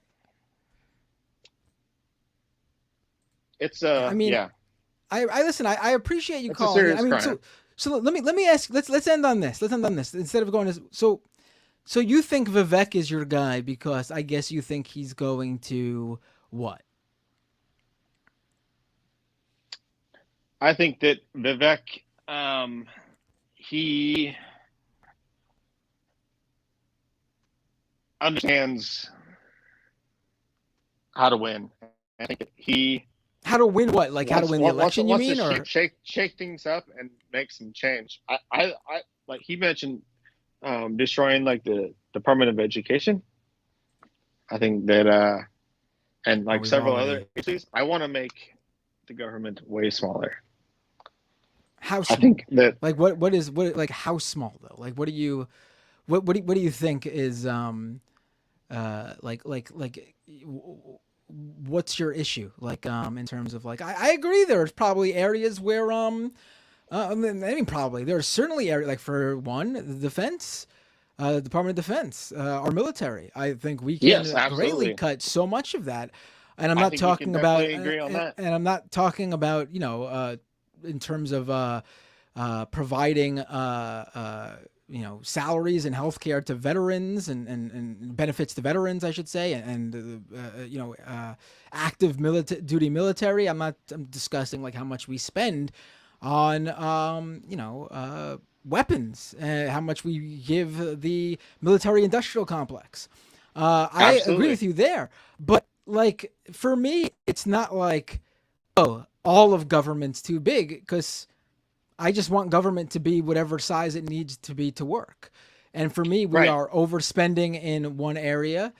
I don't think we put enough money into education. I don't think we put enough money into social safety net programs. I don't think we do enough for, we do enough for people in terms of welfare, Social Security. I think there are.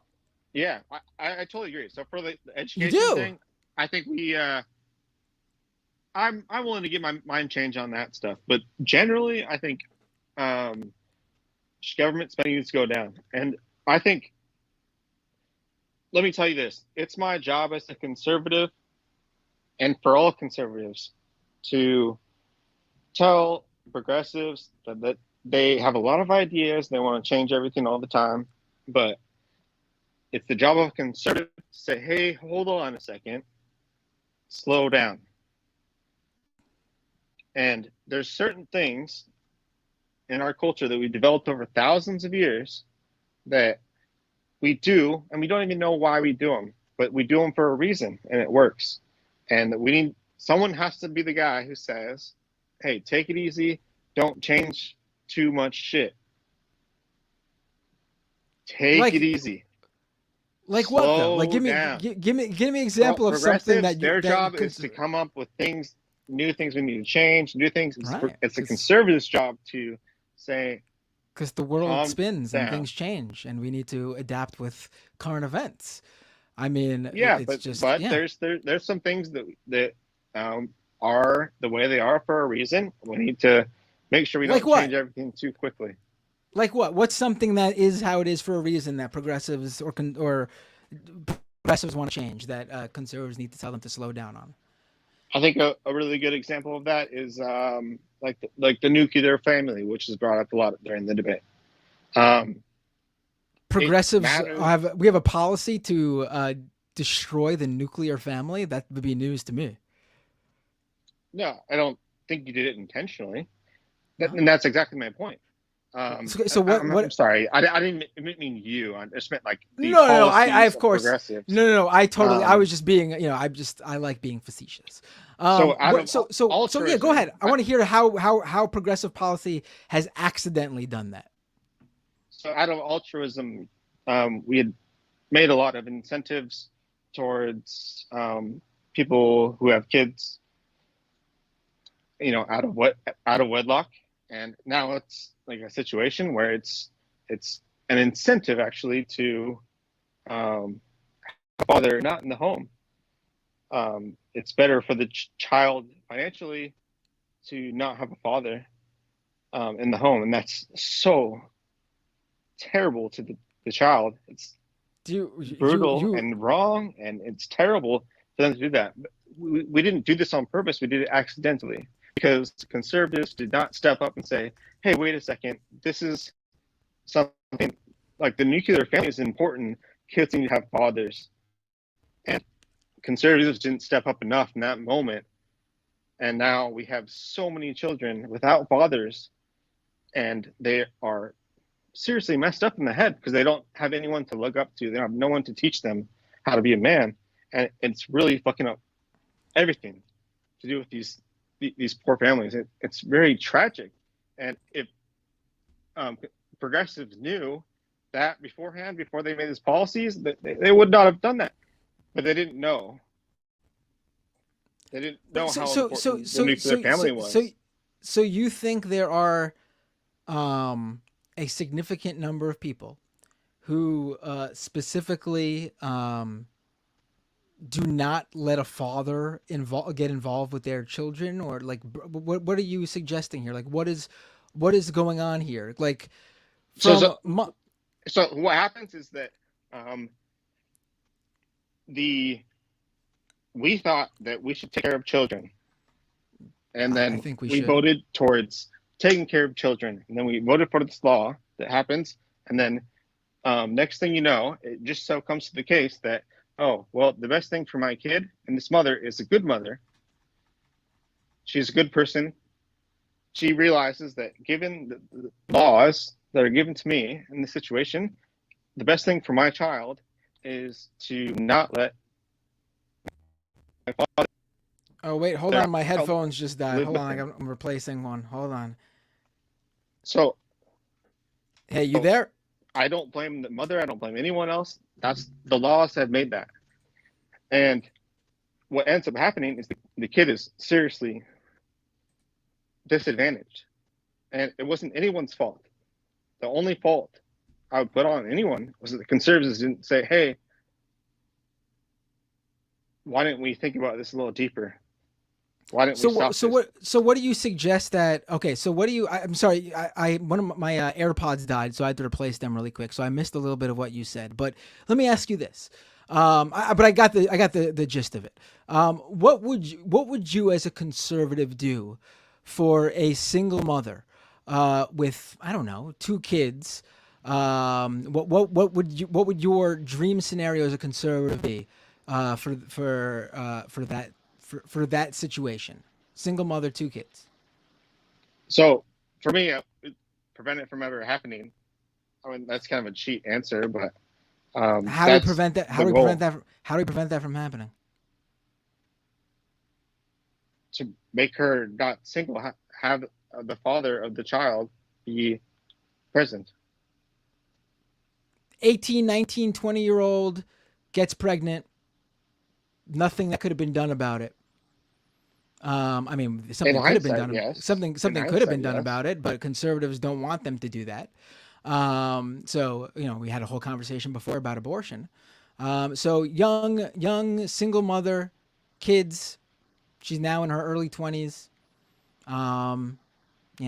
What do we do for them? They need to eat, right? They need a place to live, right? What do we do? We should take care of them. Right, of course. And that's what we do. That's what we do. Right. But you said that conservatives don't have a problem with that. They have a problem with they think we should whoa slow down. This shouldn't be. No, we should have done something before that happened. What though? Not incentivized to kick the father out. How is that incentivized? The father just was not involved. The woman did not have any idea she was going to get pregnant. Maybe she did in some scenarios, and the father turned out to not be the type of person who she thought he would be, and he just up and left. What do we like? How do you as a conservative stop that? I think that we need to make a point that being a father is really important, and that if you conceive a child, that you're responsible for that child, not the mother's sole responsibility. And if you don't take a step to be a part of that child's life, then you're doing extreme harm. Right, we do that. We do that. That's what child support is. But there are a lot of people who don't pay child support. There are a lot of people who do pay child support, but they don't make enough money to really give anything substantive to the mother with the children. So what do we I don't know what scenario conservatives think is happening, that like women are purposefully getting pregnant, having lots of children. Doing it. I'm not saying that. Okay. I think it's all an accident. It's or out of their hands, does this right? On purpose. Right. Well, there are conservatives who think they do. But I'm glad you're not one of them. It's terrible for everyone. Right, but listen, I don't get what you're saying should be done though. Like if a woman has children and she needs to provide for them, but she's a single mother, she can't go to work because who's going to watch the kids? Or maybe she does go to work and she needs to pay for childcare, and she's a lucky person who's able to afford childcare to begin with. But then also, childcare isn't cheap, so they're paying for childcare. And after they pay for childcare, the amount of money they make isn't enough to sustain a living wage for a mother with two kids. I mean, I don't know what the whoa you're going too far here is by giving them. I think like I don't know the situation in each and every state. But I think in New York, the max amount that they can, a single mother with two children can receive is something like $35,000 a year or something like that. In overall, the entirety of welfare benefits, I believe. Food stamps. Yeah. I mean, that's not a lot of money for raising two kids, and that's New York. Yeah. I mean, I stayed a couple nights in New York. It's expensive as shit. Right. Here's the thing that really confuses me about the conservative ideology. Like we don't want to teach children about sex. We don't want to educate them on what sex is and what could happen from sex. But so we don't want that to happen. But then they go ahead and get pregnant because they don't know what happens when you have sex. But then we don't want them to get. But then we don't want them to get abortions, right? So then we have young people having kids when they're not in a situation in their life where they are educated, have a job or any sort of job prospects. But then we complain about giving those people money just to survive. But also, it's the party that really cares about children, but doesn't want to give them money. I'm really straining here. And I think I'm being quite generous too in how I know there are people in the chat who would probably phrase this in a much different way, but I don't understand where the issue lies for conservatives then. In terms of slow down. Okay, you don't want to teach them about you don't want them to learn about sex. You don't want them to have abortions. You care about kids, but you don't want to give them money. So what's the solution? Like you're just saying like fathers should stay with their. I mean, we could say that till the cows come home. It still happens, and it's still going to happen. It doesn't matter what I mean. Another thing that's been detrimental to the nuclear family is the fact that the cost of living is so much money and wages haven't kept up with it, that in a lot of families, it is a requirement for both parents to work. And that means they spend less time with their kids because both parents are now working. And then, of course, money issues is oftentimes a major point for the I guess decay or destruction of that familial relationship, and oftentimes is a major factor in divorces. But conservatives don't want to help there either. They want businesses to run rampant in terms of how they can. They don't even want a minimum wage. They think people, if someone wants to take a job for $1, they should take a job for $1 an hour. Like that's where I'm I'm throwing this all at you here, but it's like this never-ending circle of, I don't want this to happen, but I support all the reasons that it does happen. And then that secondary issue, you don't want that to happen, but you support all the reasons why it happened. And then that third issue, you don't want it to happen, and so on. Like it's just like a human centipede of conservatives saying, we don't want this to happen, but we're gonna let it happen. But then we also don't want to stop the causes of it happening. Right. So I basically agree with you on most things. So what I'm saying is that the more you try to do, the more you're going to fuck it up. I'm sorry, say that again? The more you try to do, fix it, the more you're going to fuck it up. I don't think so. I think giving people... I honestly, that's my belief, that you and the government, if they try to do more, they're going to fuck it up more than it already was. And I think you're absolutely right that the economics have a massive, massive contribution to that. And I think some of the policies with energy and foreign policy and not dealing with corruption are the primary issues. I think that's, to bring back Trump, I think that he hit some of those. I didn't vote for Trump for any of those social policies we've been talking about. I voted for Trump on the wall issue and his foreign policy issue and his pro-jobs. And, I don't think he really needed to cut capital gains tax. But I saw, when Trump was in office, an enormous gain from the lower income. And all of these issues that we're talking about started getting better really fast. And I think if we go back to that, a lot of those issues will go away a lot quicker. If we start drilling in West Texas, like, oh my gosh, I cannot believe that they let Chevron and Phillips just consolidate the whole West Texas oil fields.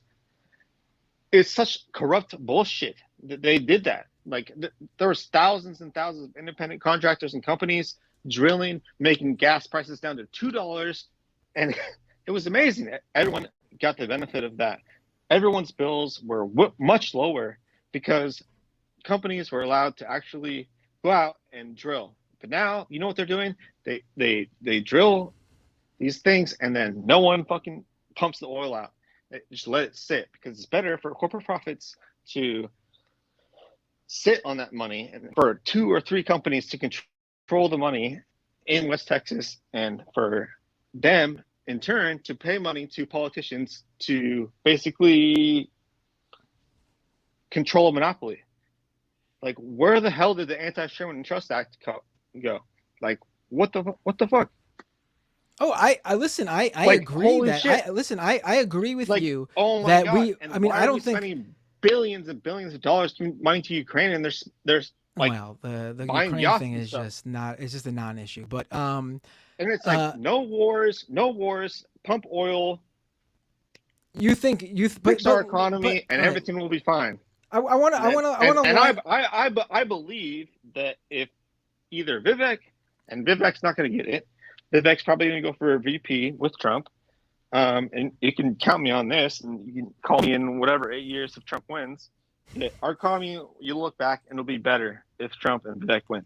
Listen, I just realized that we've been talking for almost an hour now, and I really appreciate it. And I want to go longer with you, but I think an hour is a good. So what I'm going to ask actually is please call in another time. You have the Skype username. Sure. Definitely subscribe to the channel, youtube.com/Matt Binder. That's my personal channel. You might be watching it on one of the other guys' channel because we do the cross streaming thing, the multi streaming thing. We might cross streams too sometimes, but follow me there. And anytime I'm on and I'm taking calls, I'd be happy to take your call and continue this conversation. Absolutely. So, and you know, I appreciate, like I always say, no matter where I disagree with a conservative or a libertarian or anyone, I always give props for an individual who calls in to discuss. Because if we're not talking with each other, then what's the point? I mean, Absolutely. Living in a don't learn silo anything. doesn't do anything. Yeah. Right. So have a great night. It was an absolute pleasure talking with you. I look forward to continuing this conversation when we have more time and it's not almost 1 a.m. over here for me. I know it's 3 hours earlier for you, but it's almost 1 for me. And I got a flight in a couple hours too. So. Even better for you. Have a great night. Take care. Please call in again. It's a pleasure talking with you. Have a good night. Take care. Bye. I'm really glad we did that because that was a lot of fun. For people who, you know, if you're normally watching my channel, you know I love doing this. I will go on and on. I'm going to switch mics just to make sure there's no issue here. You should still hear me. I want to make sure you do. You should hear me. I go on with callers on my own stream when I'm just streaming by myself forever. And I go with multiple callers because it is the most fun thing to do. Because what is the purpose of having these, like, listen, I know my usual listeners and viewers like to jump on the stream and we have fun, we talk about stuff.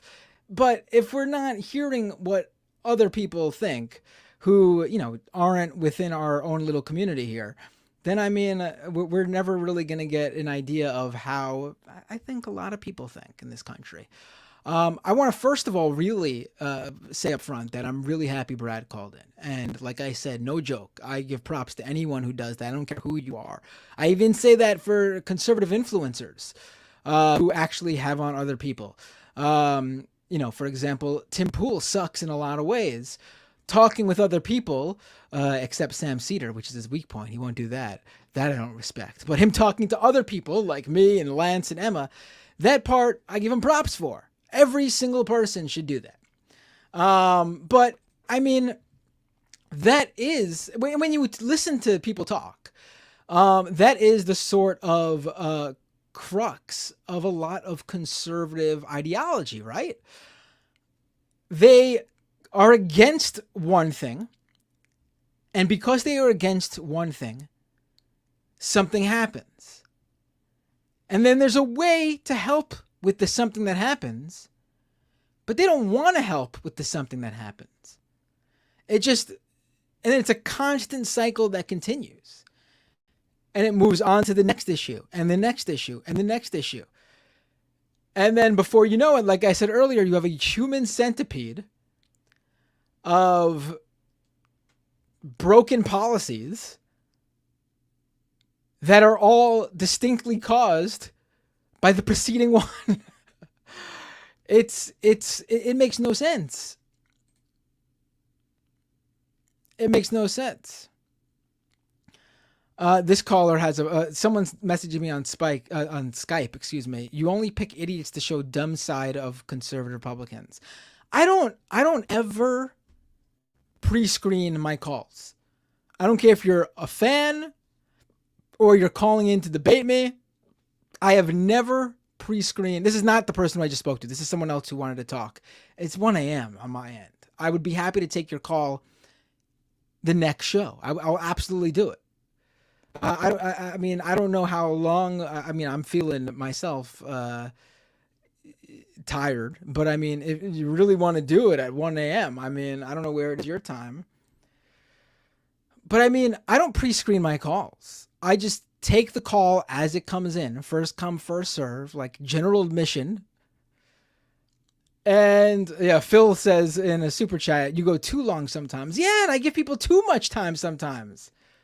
There's a lot of times where it'd probably help me to just be like, all right, enough of this one. Whoever calls in just calls in, and that's the call I take. So to the person who wants to talk to me next time, I'll be happy. In fact, I will put you at the front of the line. Please follow me, youtube.com/MattBinder, twitch.tv/MattBinder. Next time I am live and taking calls, stream just me, I am 100% taking calls. I don't know if I'll be able to figure out the phone system for tomorrow's stream with the other guys for Leftist Mafia. Everyone you just saw for the debate stream, I'm going to be on with them again tomorrow night, 8:30 p.m. for our usual Thursday night Leftist Mafia stream. I don't know if I'm going to figure out how to get them to hear the calls. I don't think we could do the call-in again with them not hearing it. It was just a last-minute idea to just test it out. And we realized that 50% of it worked, the other 50% didn't. But I will be happy to take your call next time. 100. I'll put you at the front of the line. This, and this is, it's not just to rag on. I don't think I'm ragging on him, but to even like critique the caller's arguments. But what you heard from the caller was just a non-media prepared version of what you heard on the debate stage tonight. There was no difference between what the 8 people on the stage tonight were saying. In fact, I think the caller was better in terms of he was without a doubt in certain aspects, specific policy aspects, probably more liberal, or I should say to the left, not on the left, more to the left than how right-wing all the people on the debate stage were tonight. But the line of argument, it's pretty much the same.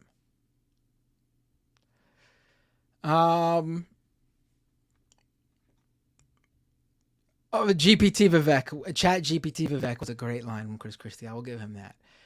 Anyone who anyone who heard that, I mean, that is him, isn't it? Chat GPT candidate. Anyway, I feel myself getting tired. All the super chats that came in tonight, we'll read them on the streams tomorrow. If you want to tune into my version of that stream, youtube.com/MattBinder. I know I'm live still on David's stream, Mike's stream, I think Ben Dixon's stream, right? I don't even know who else is still on right now. If you're usually a subscriber to theirs or watch via them, make sure you subscribe to my channels too. Tomorrow is 8:30 p.m. I'm also on the Majority Report tomorrow. The Majority Report with Sam Cedar, although I'm not on with Sam Cedar. I'm on with Emma Vigland and Brandon Sutton.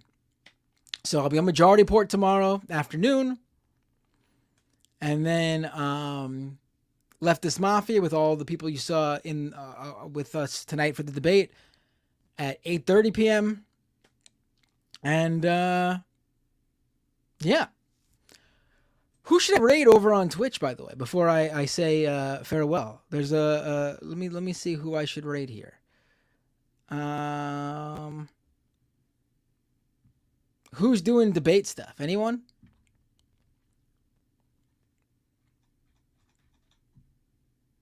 Are we almost hitting 4 hours? We hit 4 hours. I did it. I did my 4-hour stream. That's me. Anyone who knows me knows I go long. I can't help it. And it's my birthday. Well, it's not my birthday anymore. My birthday ended while I was here with all of you. It's now August 24th. No longer my birthday. My birthday was August 23rd yesterday. Yeah. Mike is still on Twitch because he's streaming me. I'm not going to raid Mike because Mike is Mike is going to end. When I end this stream, every other stream is going to shut off. Rational National, Humanist Report, Ben Dixon's, every single one of them is going to shut off when I shut this off. Oh, I did see that US... Yeah, so I'll send it over to USA Hole. I'll do that. So hope to see you all tomorrow. And hope to see you all on my own streams in the future too. Don't forget to subscribe or follow or whatever. And have a great night, everybody. Just rating USA Hole. I wish I could rate, like, I wish StreamYard let me control all the raids. That would be quite incredible, wouldn't it? That would be something. But I could only sit for mine, unfortunately. All right, let's finish this raid here. I guess I'll plug while I'm doing this instead of just standing around. YouTube.com/MattBinder, Twitch.tv/MattBinder. Don't forget to subscribe. Twitch, with the Twitch Prime subscription. If you're an Amazon Prime subscriber, you can become a member at my YouTube channel too. YouTube.com/MattBinder. Patreon.com/MattBinder if you'd like to financially support the show with a monthly subscription and help my show grow. I don't know why the raid is not working. I clicked raid and I clicked it twice. What's going on? Running out of things to say. Doomedcast.com for the podcast version of my show. Also, check out my crypto critical show, Scam Economy, where it's not just about crypto anymore, but it's mostly about crypto. But it's where I take down the scam economy that is the cryptocurrency space, along with the whole tech industry VC hype machine behind it. Again, that's scameconomy.com. And why isn't this raid working? What the hell? There we go. It just worked. All right. Take care, everyone.